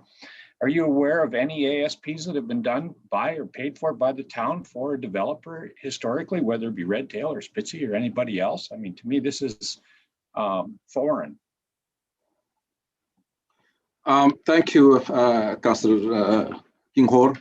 Absolutely. I mean, I have never seen a municipality done an ASP for a developer. It's always in consultation and whatnot, but it's never been done by a municipality. But most importantly, I think when we talk about growth, I think the town plan process, it is the most important opportunity because it does include growth study, part of it. So that's where it's about the vision for the future. It's about answering the same question that you're asking. Do you want to grow? If yes, how? Who pays for it? And when? Every question that will be, now you guys are having, it is through the town plan process. That's the opportunity to revisit the whole development of the community. How does it look like? For how long? And who pays for it? Everything. You certainly nailed the importance of having that town plan and having it updated. And I'll just point out, you know, when you look across that highway, to me, that's an example of what happens when you don't have an ASP in place. It's kind of hodgepodge, different things here and there. You got a church over there, you got utility guys, a welding shop, all kinds of stuff, and it doesn't make for good long-term planning. So yeah, if we can get this back in front of a cow and we can really start to talk about our long-term planning and part of the town plan, I'm all for that. Thank you. Councillor Cooey. Thanks, Mayor Snodgrass, and thanks, Khalid. You know, I agree with Councillor Kinghorn. I don't believe in growth just for the sense of growth. I'm okay to stay a 15,000 person community if that's what makes sense and that's what we can sustain and make a really good place for people to live. I think since probably I was elected and long before, there has been a lack of commercial and industrial lands. And so I absolutely think this is something that we need to look at. The town plan is critical. We need to keep moving forward because that's going to help make decisions and discussions like this even easier. And I'm kind of, this is a big conversation, and I kind of agree with the other councillors that we need to have a little bit more conversation about it. Because we also need to look at, you know, there's this, the plan was put in place, all of these plans have been put in place for reasons. And we have seen when we go out of those plans, the problems that it causes. We've committed to not doing future development on the cost of the existing taxpayer. We cannot leave out the public consultation. You know, we are looking after the entire best interests of this community. I feel that it's an important corridor, and it's important to get industrial and commercial properties going and available, it's also important to do it properly. And therefore, I think I would like to have more conversation, but I am absolutely leaning to the fact that we need an ASP. That I think going off of our path, just based on difficulties and decisions that were made previously going off that path and what it has created, doesn't fit with our philosophy. It does not fit with our strategic plan of ensuring we are making this, I'm not going to get it right, but ensuring this is a better place for today and future generations. And that's what we committed to. And I think we need to have that ASP in order to fulfill that. Councillor Moore. Thank you, Mayor Snodgrass. I just had a question to Mr. Langford's comments about that they're mainly interested in finding out where the road is going to go, so they can make some decisions even on their individual properties for the future. So is it possible to put cart before the horse as well, and kind of do a configuration where the best possible route for the road to go through all of those acreages, and have that as a designated spot prior to an ASP.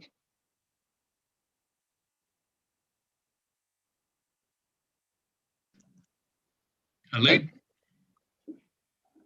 Could you repeat the question again, Councillor Moore? Okay, the main concern, I think, of the residents that want to move forward out there is that they don't know where a road is going to go through their properties, and to accommodate our closing of the slip ramp, which is not top priority of the province at this point. But I think that's holding them back in deciding on what they would like to do for individual zoning changes and subdivisions, etc. The slip ramp, I think the slip ramp discussion was, it was very complicated, and it was put on hold by both the town and the county. And it was put on hold based on a weaving analysis study that we have completed through ISL. And the study kind of proven to the town and the county, because the province came back and they said they want to shut the slip ramp because of the safety concerns. And the study that was done by ISL for the town and the county proved otherwise. The study proved that the slip ramp is going to be safe until the town hits 50,000 people. And therefore ask for more time until we are close to 50,000 people, and then we can think about an alternative plan for shutting that slip ramp. And so there's no any, and that was the last communication from the town and the county. A joint letter went to the province, and we've never heard back from them. Yes, the province has a very, they're determined. They made their mind that this slip ramp must be shut down the minute the exchange, the interchange is up and running. And after that, they came and pushed, but the town went back and the county, and they have given them the letter, which will prove that the slip ramp is safe and whatnot, and we have never heard back from them again. Now, it is at our discretion to revisit that discussion again and go through an exercise again, but that's just one piece of the puzzle. Because as you mentioned, the property owners, they're only interested in access, but they're not interested in the bigger planning process and the overall planning that really makes sure that everything within that corridor, whether it's land use, transportation, servicing, it all works and becomes smooth and functional and support the overall growth of the community. That's not what they want to go there, and because that's costly and timely. And so it's really at council discussion to make a decision whether to follow our process as we have presented, or to look for options before the town plan is completed. But that will really undermine the planning process and may not bring the best to the community. I think our best approach, we can work with these owners through the town plan process, make sure that the town plan has been completed. It defines the best use for that area. Then it would be much easier for them to come with an ASP. And then it's easy for them at that point to pay for servicing to develop their properties. But at this point, it's really going to be costly for the town. Riley, you can go ahead if you have some additional information. And I was pretty sure that the province has actually dropped that as a priority. And it's been approximately 10 years, and that there wasn't any accidents that they predicted that there was going to be from the interchange and that's between the interchange and the slip ramp. So the ISL study has actually proven to be accurate. And I'm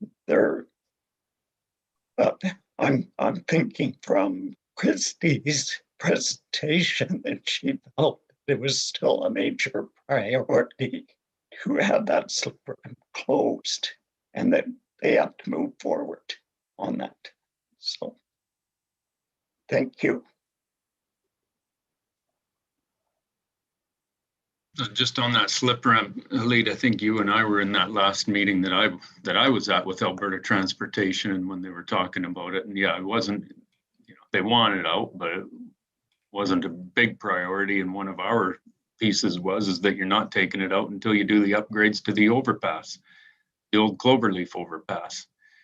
And they said, well, that ain't happening anytime soon. So here we are at a stalemate, right? So yeah, on some list it sits with Alberta Transportation, but I can assure you it's not anything pressing, as the provincial government in no way has the money to be going and redoing that. They won't be redoing that overpass anytime soon. So Riley, did you want to jump in here quick, and then I'll get to Kathy? Yes, please. I think you covered it, Craig, in terms of my last conversation with Daryl at AT was basically it was put on hold until they upgrade Highway 23 interchange, and when they take out that Cloverleaf and do proper ramps for an upgraded interchange, it would definitely be conflicting with the slip ramp. So they were kind of the weaving analysis showed it wasn't an immediate safety issue, and they would deal with it when that upgrade came along. We did not discuss cost at that point, but I mean, that's however many years in the future. And then just to add to what Halid said with regards to the road, when you are considering road locations and road sizes and road networks, in addition to the infrastructure and grading of pipes and sizing of pipes that you want to put under the road, because this location will impact your grade of pipes, and in turn that impacts the grade of the services and the foundation elevations. You also have the land use and size of lots and access to lots. And so when you are planning these roads out, those are things to consider. So you would put that road in a very different location depending on the use, because you may want a deeper lot or a narrower lot depending on your use case scenario. So if it's going to be more industrial, you're going to go for bigger lots.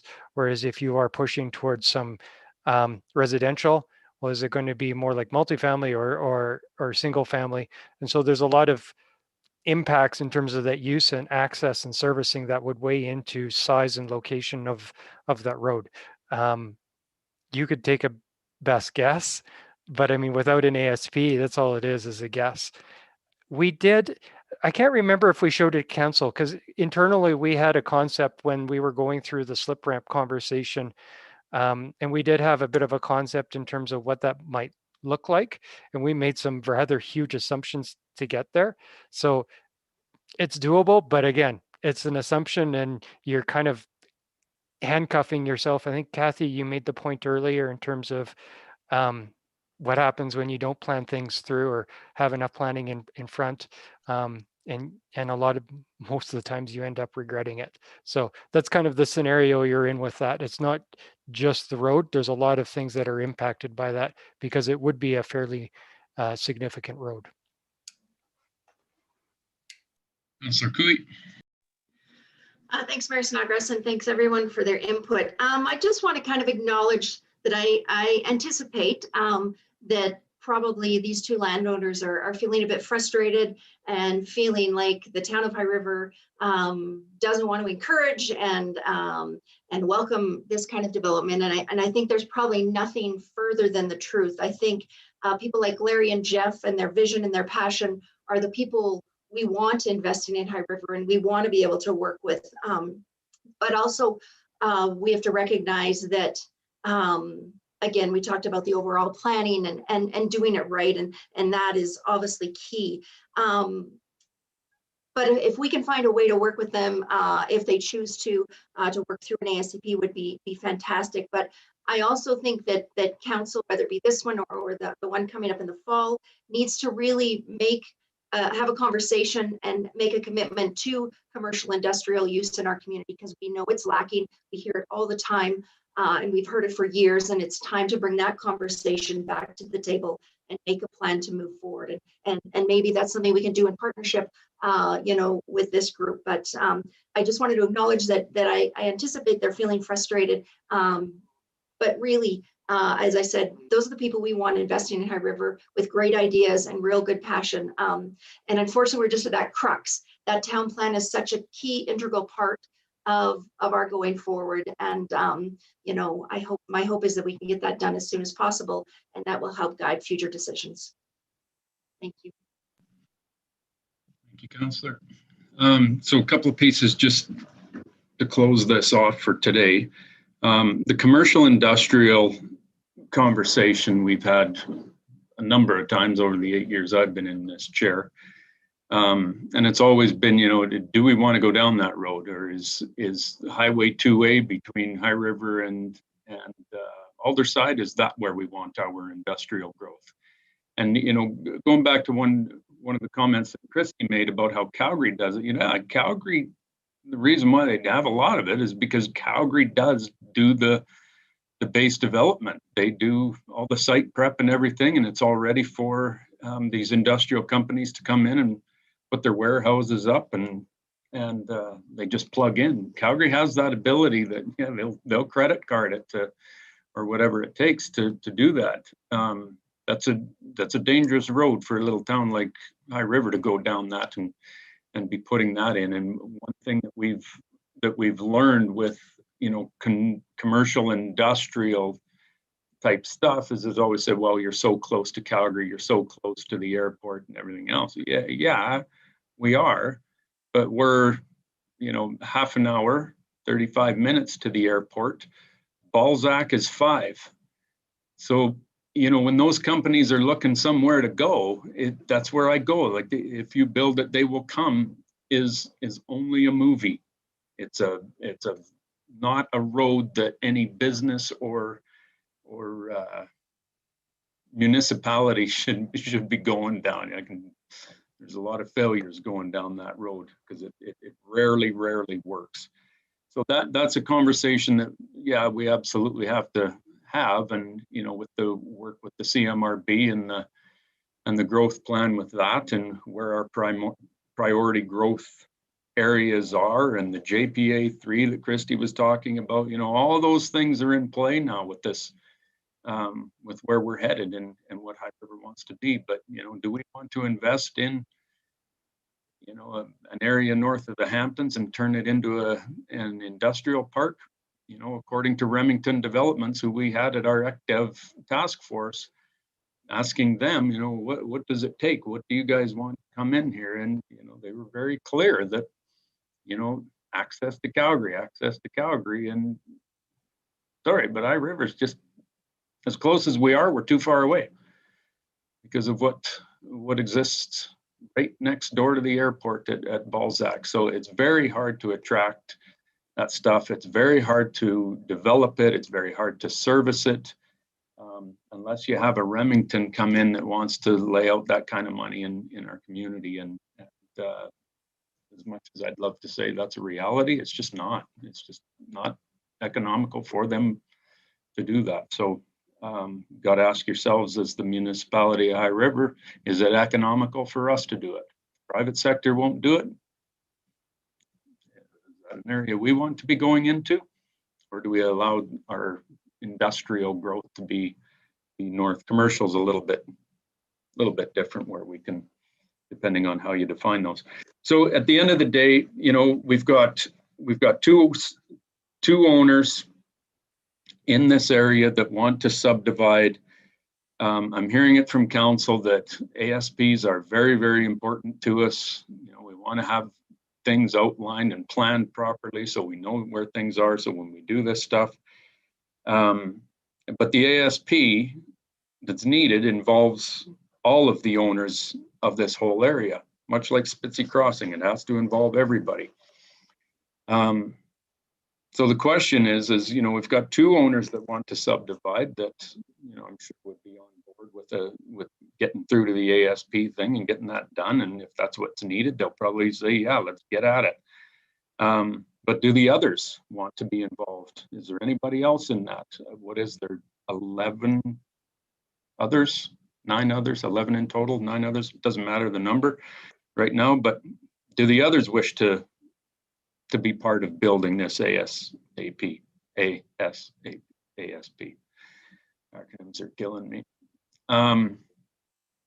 If the answer is yes, well then let's get at it and, you know, move forward.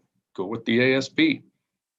If the answer is no, the others don't want to be part of the ASP or don't have any desire to do an ASP right now, you know, the question is are these two subdivisions and the others, is this important enough and a higher priority enough that the town will take on building the ASP again, kind of like what Calgary does? Are we interested in going down that road? So those are the things that need to be discussed. Carol, great comments, and Jamie, great comments on, you know, the whole growth thing. And we, you know, municipalities and you get sold on growth, and everything's decided on growth, and how great you are means how much you grew last year. Blah, blah, blah. Growth is extremely expensive, and you better be prepared for it if you're going down that road, and that's the banner you want to hang. It's extremely expensive for your whole community, and growth going down that growth, I call it a rabbit hole. You have your helmets on as to where you really want to go in the community that you really want to be at the end of the day. So how we move this forward, Chris, I'll look to your guidance later on if we're going to a cow to discuss this a little bit further, or we'll go from there. But we'll discuss. I don't need an answer on that today. We'll discuss it later on because we've got to move on with this meeting. So we'll end it there. And thanks very much for everybody. Thanks, Halid. Thanks, Riley. And we'll move on to the next agenda item, being 6.2. Looks like Halid, you're back at it. With the parks, trails, open spaces matter. Okay. Thank you, Mr. Mayor. Let me just share my screen here. And I will try also to be as quick as possible, and then open the floor for questions. So the the purpose for this presentation is really to provide just high-level kind of information about the status of the proposed draft master plan. Also, just highlight some of the recommendations that council provided to administration at the meeting in February, and then also talk about the implementation of the plan. So at the last council meeting, we talked about, this is in February 8, 2021. Council looked at the master plan and thought that it was big, was too large for the community. Council wanted to have a smaller version, a playbook type that's easy to be used and reviewed by everyone in the community. Council also wanted to have specific kind of dollar figures attached to these projects and whatnot. Council also wanted to make sure that we have a kind of education piece part of the whole process so that the community is really fully aware. Also, the logo wasn't appropriate based on some of the comments we have received. There were many grammatical and typos and whatnot that need to be fixed. Also, there was some discussion about council may need some more time to discuss about this plan and understand it better before they finalize their decision. And then, of course, council wanted also to have a specific action plan that comes with a specific timeline for all the projects. So we've took all the comments. We've shared the comments that need to be fixed, whether it's an error and typos and whatnot with the consultant, and we thought they have fixed everything. I think we have received some good comments from Councilor Macmillan, some errors in a few pages here and there, which is very valuable. We will make sure that it is incorporated before we release this plan to the community. We have also noticed some issues and we've dealt with them. But most importantly, the playbook and the action plan were kind of prepared in-house. So any errors or mistakes in those documents, we fully take responsibility and ownership. That's not the consultant. So we have created a community playbook, which is a very simple and small version that anyone can take and review and have a full understanding of what is available and how they can be involved and how to run with the project and whatnot. So it's really very helpful. It gives a list of ideas that were identified through the consultation process. It also has a framework for how to implement a community idea within our community. And also, you know, it allows people to champion any ideas and whatnot, whether it is for a neighborhood, parks or space, or it can be also led by a service club. We have also created an action plan. And the action plan is really provides very specific projects for a specific period of time, and also talks about who is in charge, whether it's planning, engineering, parks, and also estimated cost that are attached to each of the projects that are proposed. Some of the projects that they don't come with dollar figures, those are projects that, you know, are either run in-house, or some of the projects that are going to be as a piggyback on major projects that the town anticipates to undertake in the future. Okay. So the action plan, kind of through the review of the plan, there were some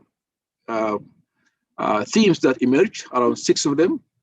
Building relationships with the community through stewardship program, education and sharing knowledge with the community, renew nature, complete and connecting communities, which make sure that every community really comes up with some amenities that really allow them to enjoy their neighborhoods. Also reclaiming our streets. How can we really make sure that these streets are livable spaces? How can we really make sure that they're planned well with great and beautiful furnitures, and that everyone has an opportunity to use them, not only for vehicles and whatnot. And then also an opportunity for really to invite the world. You know, it's about piggybacking on the filming industry, on the natural areas we have, the wildlife corridors, the birds and everything else, so that we can attract more tourism to our community. These are just themes that were emerged, and they are also covered in the action plan to some extent. The action plan kind of proposed 6 project groups. The first group for the year 21-22, and the second group 23-24, and the last group is 2030 and plus. So within the 10 years time frame. each group here has some few projects that are proposed with some estimates that could be needed to undertake. The important piece, these estimates are really only estimates. They're not final. And at any time, administration thinking about undertaking a project, they will be brought forward to council before budget. Council could review them. And at that point, we'll be in a position to actually have some real numbers attached to these projects. And then it will be up to council decision whether to move forward with any projects or not. At the same time, administration will do their best to really seek any grants opportunities before any project would be brought forward to council. So this is real high level and quick snapshot of the master plan. The key things are the playbook and the action plan that are new to the process here. Thank you, Mr. Mayor, and I'm ready to take any questions.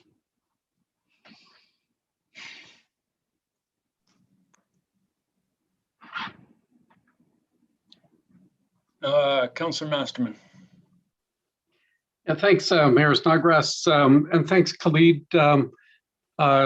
This one thing that I didn't really see in your notes on things that we had talked about last time was I specifically remember somebody saying this is a 430-page report. How can we just tell the public to read it? And I even looked at the executive summary, which is I believe one page, and I couldn't really tell from that. Like I think it would. I guess what I'm saying is, I think it'd be great to have from this document a 10-page maximum report that hits all the highlights. So because people are not going to read. I mean, I love this stuff. I didn't read 430 pages. I got to tell you, and so I think it's just really, really important. I want to be able to say to people, this is a great report, and this is really talking about the future of our open spaces and green space and what we need to do. But I don't know anybody who's going to read a 430-page report. So I just want to mention that, and something that that I probably should have mentioned earlier was in the 6 themes, and I don't have them right in front of me, but the 6 themes that you just covered, I didn't really see one that said respect nature. And I think that's I think that is kind of the overarching theme of this report is to respect nature and respect these areas, and that should be kind of our guiding principle behind implementing this policy. And I mean, I love the comments about strengthening the protection and preservation of our natural areas. That's it's so important, and I really hope that this is a multi-year thing. I really hope that future councils buy into the importance of this plan and really celebrate what we have here, which is an incredible an incredible amount of nature and green space, even before Rio Vista and Beechwood and Wallaceville becomes our town property. I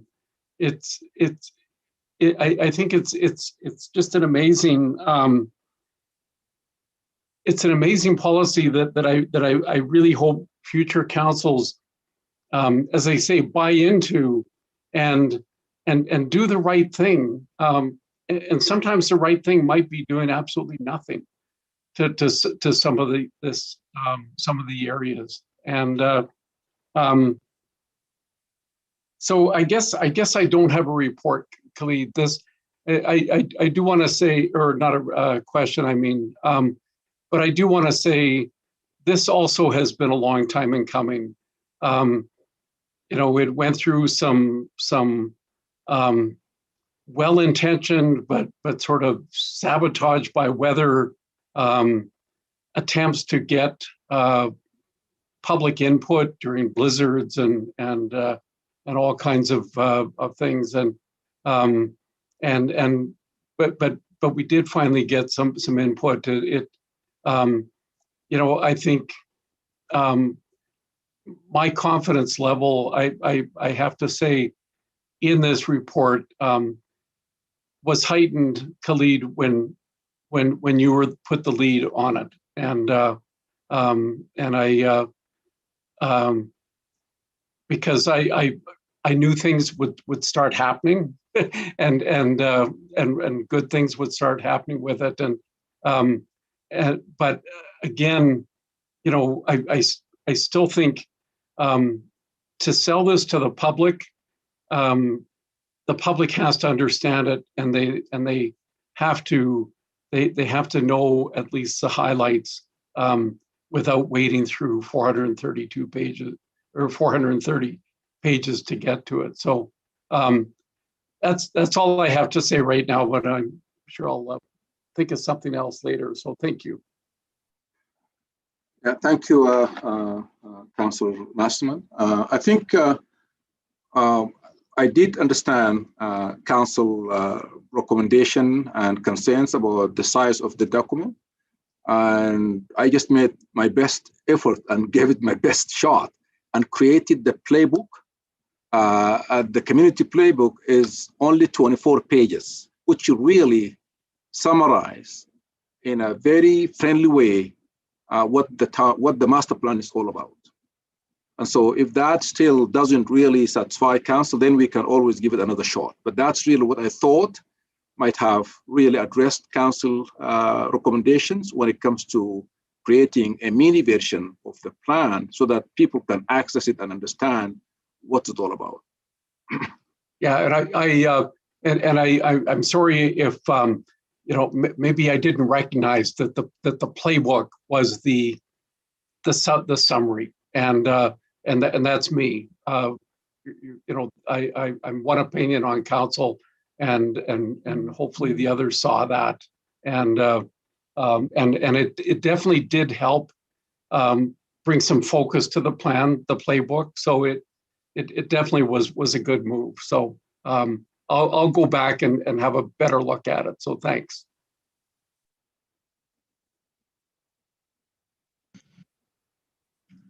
Councillor McMillan. Thank you, Mayor Snodgrass, and thank you, Khalid.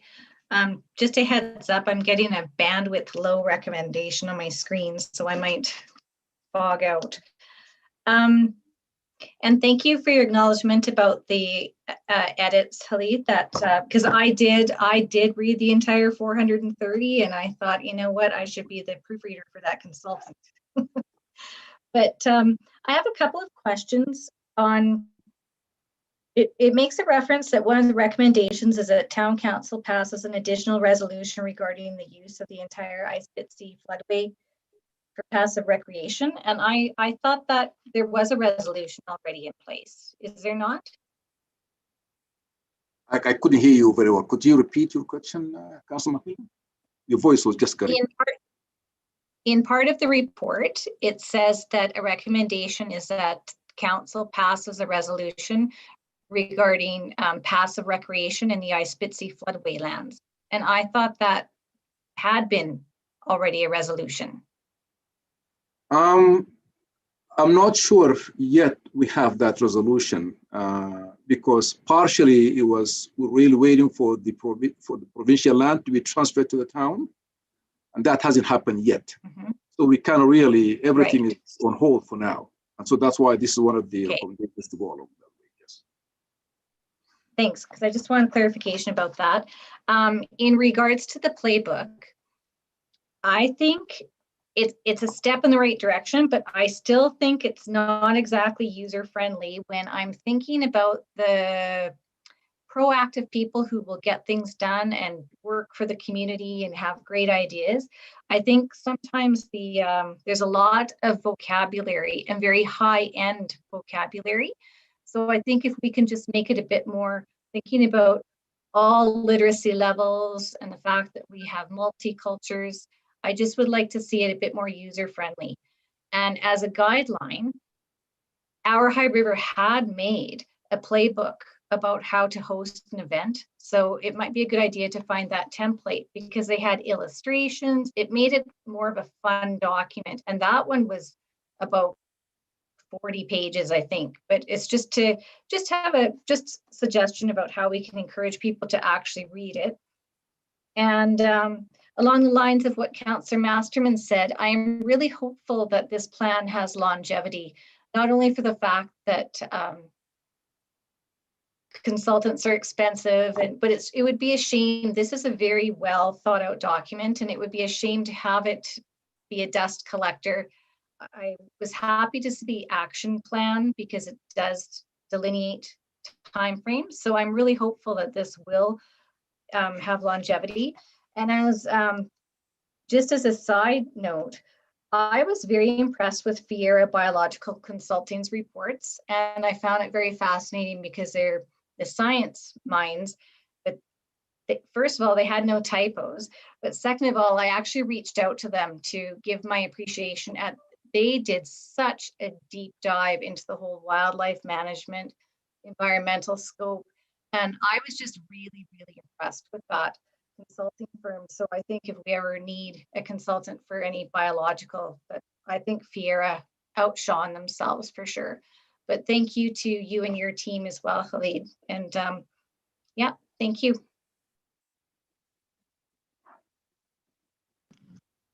Councillor Kinghorn. Thank you, Mayor Snodgrass. Yes, Khalid, well done report, but massive. We received it on Thursday, I guess, 497 pages to have fully up to speed on and ready to vote. As adoption on Monday is a little less time than I'd like to see.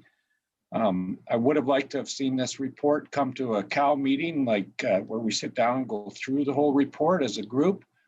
And one of the things that does concern me are some of the recommendations within the report.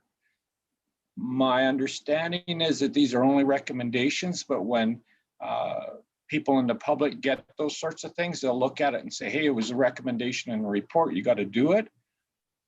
One of them being renaming the campground, those sorts of things. So well done, great report, but do we need to actually pass this thing today?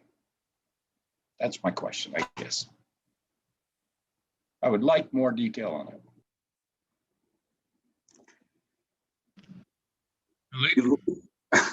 Thank you, Councillor Kinghorn. That's a difficult question. It's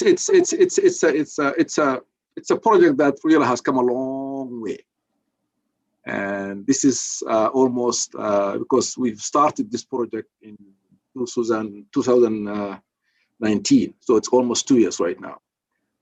It would be nice to put it to bed for sure and start to really align with the town plan so that it can be integrated in a good way. Also, it will give us some more time as administration as well. But again, we want to make sure that we get it right. We want to make sure that it really meets your expectations, and any missing gaps that we need to really address, we will take the time to make sure that it addresses everything you guys are looking for. In addition, we can always come back to a COW meeting and have a full-blown discussion about everything in the report. That's also your option as well. So, I mean, I would love to see it approved or accepted for sure, but at the end of the day, it's council call. Your directions will be taken and implemented as quick as possible. I'm not sure whether I answered the question. Thanks, Khalid. That wasn't really a fair question. I'm sorry to put you on the spot there. And I'm not sure how the rest of council feels about it, but I would rather really do an in-depth and go through the whole report with some time to digest everything that's in there. Thank you. I think it's a fair question, Jamie. It is big, and there's obviously questions on the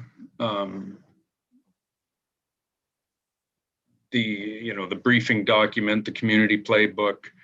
Do we want to polish that up a little bit more as well with what Carol and Bruce have been saying? And going through some of those recommendations, I agree that when they're put in print like that in a town document, especially the renaming of the park, it's like, I can feel red dots all over me right now, right? So I'm prepared to ask somebody to make a motion to table this to a future council meeting. No timeline on it, because there's nothing like we want to get it done, but there's nothing that's absolutely we must do this today because X, Y, and Z are coming down the road that rely on this. Correct, Khalid? That's right. If we table this for a month or so just to give council a little bit more time to weed through this thing and make sure, then I think that's fair before we do it. Absolutely. Jamie? Thank you, Mayor. Would it be fair to ask to have it put on a COW meeting and as a focus of a COW and spend a good hour on it with all of council? I think that's fair. I'm prepared to make that motion that we move this report to the next COW meeting. Refer to committee of the whole. Yep. Thank you. Moved by Councillor Kinghorn. Is that okay, Chris? Any comments? Just Mayor Snodgrass, just the one comment about the next COW meeting. If we want to polish on the playbook, we might not be ready by 2 weeks' time. Doesn't have to be at the next COW meeting. Doesn't have to be at the next COW meeting.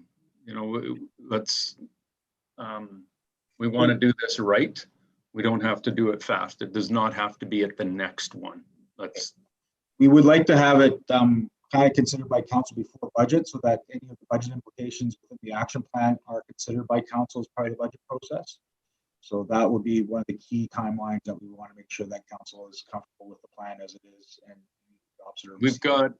We got one more meeting in June, correct? And then one meeting in July. Why don't we do it at the one meeting in July? That gives everybody a month to go through and wrap their heads around this thing and give clarity back to staff as to where we're headed. Is that fair? Okay, motion on the floor to table to the July meeting by Councillor, table to the July committee of the whole meeting by Councillor Kinghorn. All in favor? Motion's carried. Thanks, Khalid. That's a monster document. We'll grind this one out, buddy. Thank you, Council. Gennady, Hampton Hills Phase 4 extension request. Pretty simple. Keep it brief. We're getting along in the tooth here at this meeting. Sounds good. Thank you, Mayor. Good afternoon, Mayor and councilors. I'm here today just to seek your approval on extension request to Lansdowne's Phase 4 Hampton Hills subdivision application. Lansdowne seeking approval of this extension request as it's necessary for them to be able to register the subdivision application. The reason that they need it is the previous extension request has expired on June 8th, 2020. And the subdivision registration deadline does need to be active for them to be able to register it with land titles. Town administration has reviewed their extension request and is supportive of it. The pros of granting approval for the applicant are they can proceed with the subdivision itself. This will also allow them to move forward with development within this phase. They are anticipating favorable sales and development within this phase and would like to move forward as soon as they can. The pros of granting this approval for the town are once the subdivision is registered, we can close the subdivision application file. There may also be an increase to the taxation base once the subdivision is registered, so just a financial benefit to the town. There really shouldn't be any cons to granting this approval as town has reviewed and approved the subdivision back in 2018. So in conclusion, I am just here on behalf of Lansdowne to seek this approval to their extension request for a period of 2 years so that they are able to register a subdivision once this meeting concludes, which would give them enough time from June 8th, 2020 to now June 8th, 2022 to be able to go ahead and register their subdivision as per their intent right away. If you guys have any questions, please go ahead and ask them. I think it's all pretty clear. I'll ask for a motion from Councillor Cooey that council grant a 2-year extension from June 8th, 2020 to the subdivision registration deadline with the Alberta Land Titles for Subdivision Application 22.01.18, being the Hampton Hills Phase 4 subdivision with expiration being June 8th of 2020. I'll give you that motion, Mayor Snodgrass. Thank you. All in favor? No other questions, discussion? All in favor? Carried. Thank you very much. Okay, Mayor. Thank you, councillors. Thanks, Gennady. Assessment Review Board Clerk Kara Rusk of Strathmore. Not yet. So good afternoon, Mayor and Council. Under the Municipal Government Act, Council is required to appoint an Assessment Review Board Clerk. As Council is aware, Jody Hipkin will be stepping into this role on an interim basis, and therefore it is recommended that Ms. Hipkin be appointed as the clerk. Ms. Hipkin has successfully completed the required provincial training, and so I'm happy to answer any questions that you might have.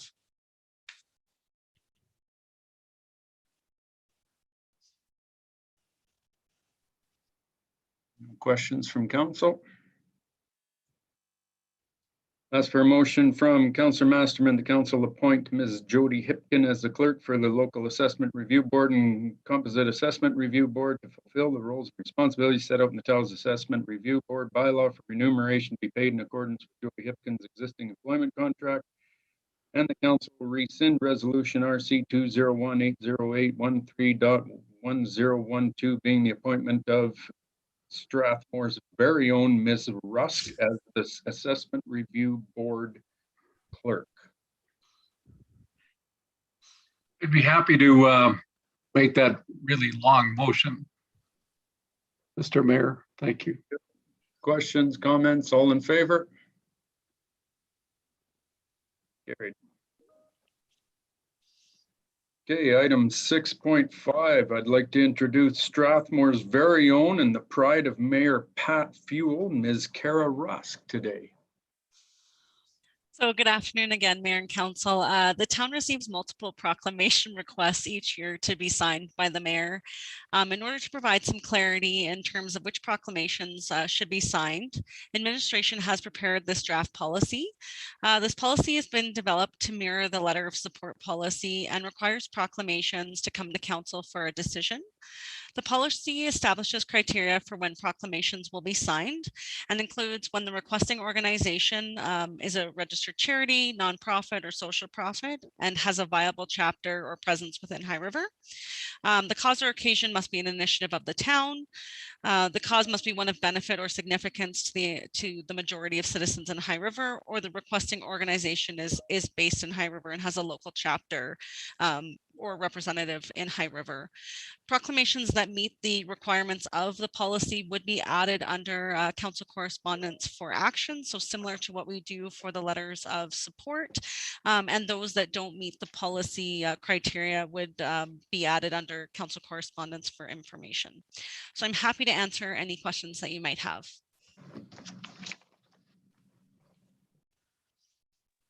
Councillor McMillan. Thank you very much, and thank you very much, Kara. Just on the privacy notice, and I don't want to sound like I'm nitpicky, but can we just change under personal information will not be severed to like personal information will remain? Sure, absolutely. Thanks, because that's kind of like with that other one that we've talked about too. So thank you very much.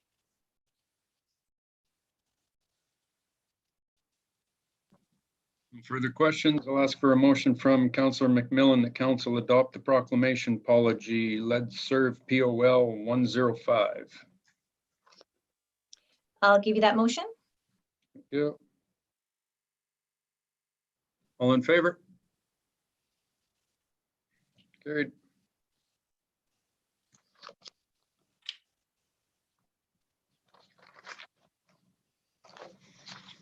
Election resolutions.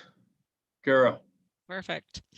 So there are a number of resolutions that council is authorized or required to pass under the Local Authorities Election Act to allow for incapacitated electors to vote at their residence, institutional voting for places like hospitals and long-term care facilities, and special ballots for those who are unable to attend the polls due to physical disability, absence from the jurisdiction, or being an election officer, scrutineer, candidate, etc. Council's municipal election bylaw allows for special ballots, incapacitated voting, and institutional voting. Therefore, in order to authorize these items and to align with the legislation, council must pass a resolution regarding these items. I'm happy to answer any questions that you might have. Councillor McMillan. Thank you. And thank you for your work on this, Kara. And I just noticed on page, well, it's page 612, part 2 under conduct of other elections, number 11, there's just the word "the" at the start of the sentence. And I was going to email you about it, but I thought I'd just say it here because. Okay, thank you. And very clear, like that's a really good bylaw, very clear. So thank you, Kara, for everything you do. Did. Past tense now.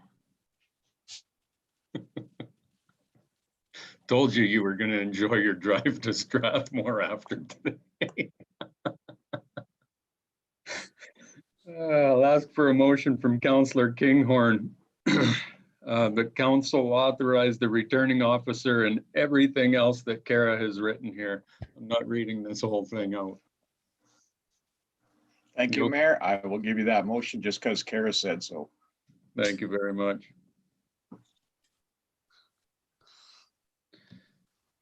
Ready for the question? All in favor?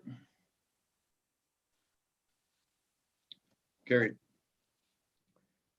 Community futures. I'm just going to read this one. Carol, I'll let you off the hook. It's pretty. That's promotion from Councillor Nychuk. The council reappoint Councillor Carol McMillan as the Town of High Rivers voting designate at the September 23rd, 2021 Community Futures Highwood Annual General Meeting. I would have preferred to hear Kara say it, but I'll make that motion for you, Mr. Mayor. We're not letting her off the hook that easy. No. All in favor? Carried.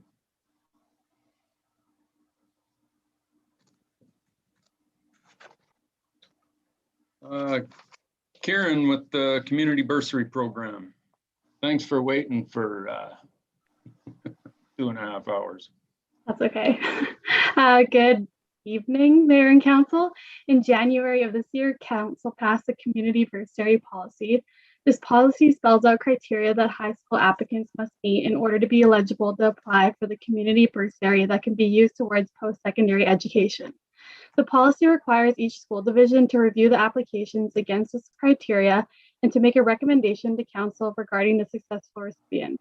Christ the Redeemer School District is recommending Ben Higgins as a successful recipient. They have included a brief explanation for their choice for selecting him. I'm happy to answer any questions that you may have. Questions from Council? We're supporting the recommendation, so I'll ask for a motion from Councillor Moore. The council will award Mr. Ben Higgins with the Community Bursary for 2021 in the amount of $1,000, subject to receiving proof of enrollment from Mr. Higgins. I will make that motion, Mayor. Thank you very much. All in favor? Carried. Congratulations, Ben. 6.9 GOA properties. Chris? Thank you, Mayor Snodgrass. As council's fully aware, we've been working for the last 18 months or so on securing the properties on High Park Drive and Riverside Drive from the province in order to resell them back to the public. We submitted an offer on April the 27th in writing to them, and they have countered back to us removing the discount for the realtor fees or realtor commission fees associated with that, which would see an increase of about $171,000 to the asking price. So the recommendation that's before you, or the resolution that's before you today, is to revise our offer into the amount of $3.681 million to be submitted to the province, and that we agree to the removal of the real estate commission fees. Thanks, Chris. Any questions? I'm supporting the motion because it's recoverable funds that we will recover from the auction of these homes. So once we receive them into our hands, so explanatory. Ask for a motion from Councillor Cooey that council authorize administration to advise the province that council approves the proposed addition of the real estate commission discount to the purchase price for the proposed sale for the properties on Riverside Drive and Highview Park, and that a revised offer in the amount of $3,681,450 be submitted, subject to the sale conditions from the province. This has been a long time coming. I will happily give you that motion to get this moving. Thank you very much. All in favor? Motion carries. Thank you very much. Coal policy update. Nothing much new to report other than we've got, would you say today, Bruce, we're up to 15 municipalities supporting the Alberta coal restriction policy, and 3 organizations as we opened it up to some businesses and organizations just because we had those direct requests that they said, that's the way we want things to roll too. Can we be part of this? And so we opened it up to those organizations. So 3 different landowner associations that have signed on with us. So rest of it I'll pass over to Bruce. Yeah, thanks, Craig. And just to kind of elaborate on that a little bit, we're actually up to 4 organizations. We got an email a few minutes ago from the Alberta Backcountry Hunters and Anglers. So they're the 4th organization to actually endorse that policy. And interestingly enough, Craig just mentioned it, the 3 others are primarily rural organizations. They're the Livingston Landowners Group from down in the Old Man country, and also the Boundary Creek Landowners Group, which is from Cardston County, and the Pakisco Group, which is just out west, Longview Country and south. I tell you this because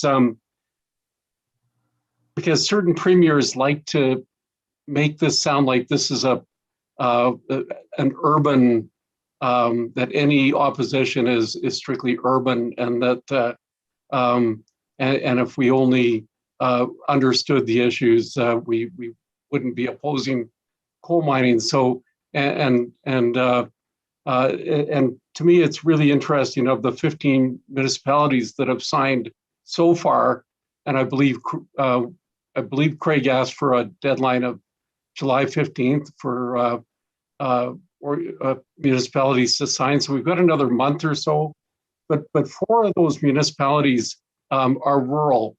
They're rural counties and municipal districts with the most interest. Well, they're all interesting and they're all important, but the one that just blows me away and is so impressive is the MD of Ranchland, which has about 100 people living there, and it's a massive municipal district. It's also the municipal district where the absolute majority of the new mines are proposed in, and they stand to gain millions and millions a year in taxation, and they signed our no future coal on the Eastern Slope policy, and that's just huge. So they certainly stand to gain way more than the municipality of Crow's Nest Pass does. which so far is the only, is one of the few that have really come out in favor of coal mining. So I just thought I'd share that with you. Thanks. Thanks, Bruce. Questions? Go to Chris with COVID update. Certainly, thank you, Mayor Snodgrass. So I'll be quick. We currently have 4 active cases within the town of High River, so response has been good and the active cases are declining. Our rec is open as of today to 1/3 capacity, as well as advance appointments and bookings are still required and following all AHS guidelines. Return to work planning is proceeding for the town office. We're going to be surveying our employees since it's been so long, almost 7 months that they've been out of the office, the majority of them, that we'll be surveying them and trying to get their feedback on returning to work and what that looks like and making sure we take the right approach. And we're developing options as well for gradual return. So those are the things that we're undertaking right now. It's proceeding much quicker than we anticipated, and we're certainly trying to stay at the same pace as the province as best we can. And if there's any questions. Thanks, Chris. Just standard issue going through this with trying to keep up to the changes the provincial government is moving on and trying to get things going, but we're hopeful that they do it in a safe manner. And that I win $1 million. Be great. Could use that cash. Mine. Because I got a sore armpit now, but I'm going to win $1 million. We're good. Question on the correspondence that we've got, obviously a ton of letters and everything else, and 2 primary issues being the coal issue on part of it, and the other one is the issue with the RCMP, and a lot of these municipalities supporting the RCMP, and I take it this is versus the province's proposal of a provincial police force. Is that correct, Chris? And I'm interested with council.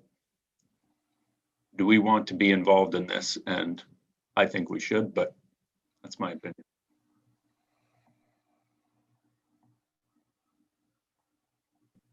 Chris, sorry. Oh, sorry.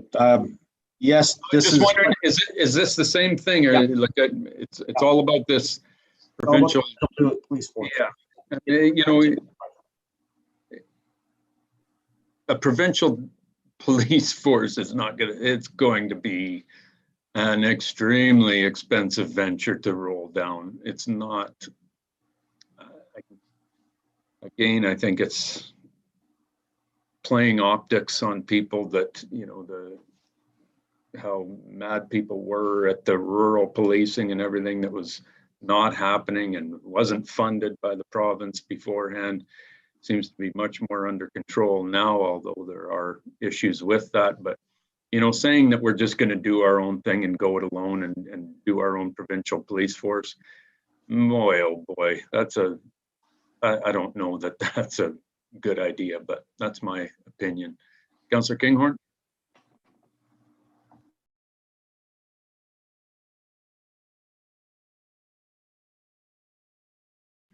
You're on mute. Sorry, this was discussed at CMRB governance some time ago, and one of the members is a lecturer at the university, and he was going to bring on a team of students to look into the feasibility. I think that plan is still ongoing. That was prior to COVID, so I'm not sure exactly the status. I haven't heard much about it. But I wouldn't discount either one. I think what the province is saying is they want to investigate it, and it's sending a message to the RCMP that the costs are getting out of line. Look at what we're looking at when we hit the 15,000 people. We're talking about a 4.5% tax increase right off the giddy up at that level of population. I'm open to them looking into it. I just want to see the answers. I'm not for or against. I just want to see what the financial impacts are going to be and if the service levels can be maintained. give me the information and then I can make a decision on whether it's a good thing or a bad thing. Thank you. Yeah, and it's a good point, Jamie, that Mayor Chalmers from Chestermere, he gave me a ring a couple of weeks ago saying, and one of their guys is part of what you were just talking about. And I can't remember that gentleman's name, but he has my cell phone number and he's supposed to be phoning me to kind of give me his Coles notes on it, because I think it's important that he comes before we sign a letter or do any of that stuff, that, let's get some information behind this. So next little bit, let's get educated on this and see where our council sits on it and whether we want to sign a letter supporting the RCMP. Councillor Masterman. Yeah, thanks, Mayor Snodgrass. So this, this all kind of came back to the fore a couple of years ago, thanks to our premier, who said it's probably time that we went to a provincial police force, and then it got really political, and I don't know, it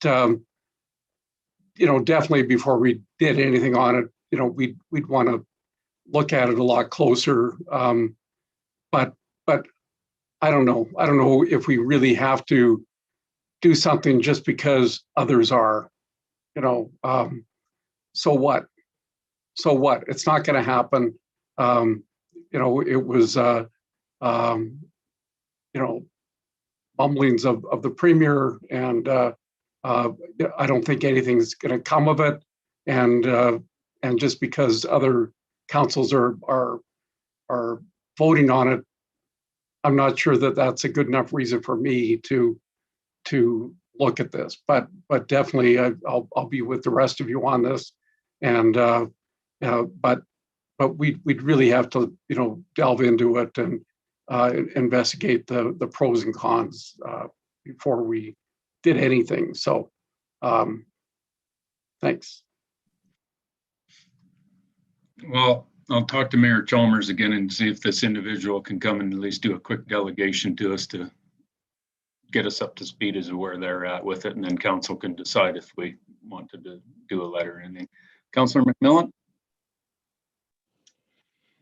Thank you. And I agree with Councillor Masterman that we don't just have to react because other councils are voting on things. However, what I do appreciate about receiving this correspondence is I like to see what other councils are advocating about. I think it keeps us all informed and to get us a vibe. So I'm glad that we have the correspondence, because one piece that was a little bit of a red flag to me was further on in the correspondence regarding the federal MP request about, what is it, Bill C-21, about downloading gun control on municipalities, like having that handgun ban within each municipality. So it's important. I appreciate the letters because at least you get the vibe about what's going on. So. Yep. No further questions, comments. I'm going to adjourn the meeting and then we will end the live stream, and I'll just ask all the council to stay with those that are here from staff just for a few minutes before we go. So I will adjourn this meeting at 5:39 p.m. Thank you very much.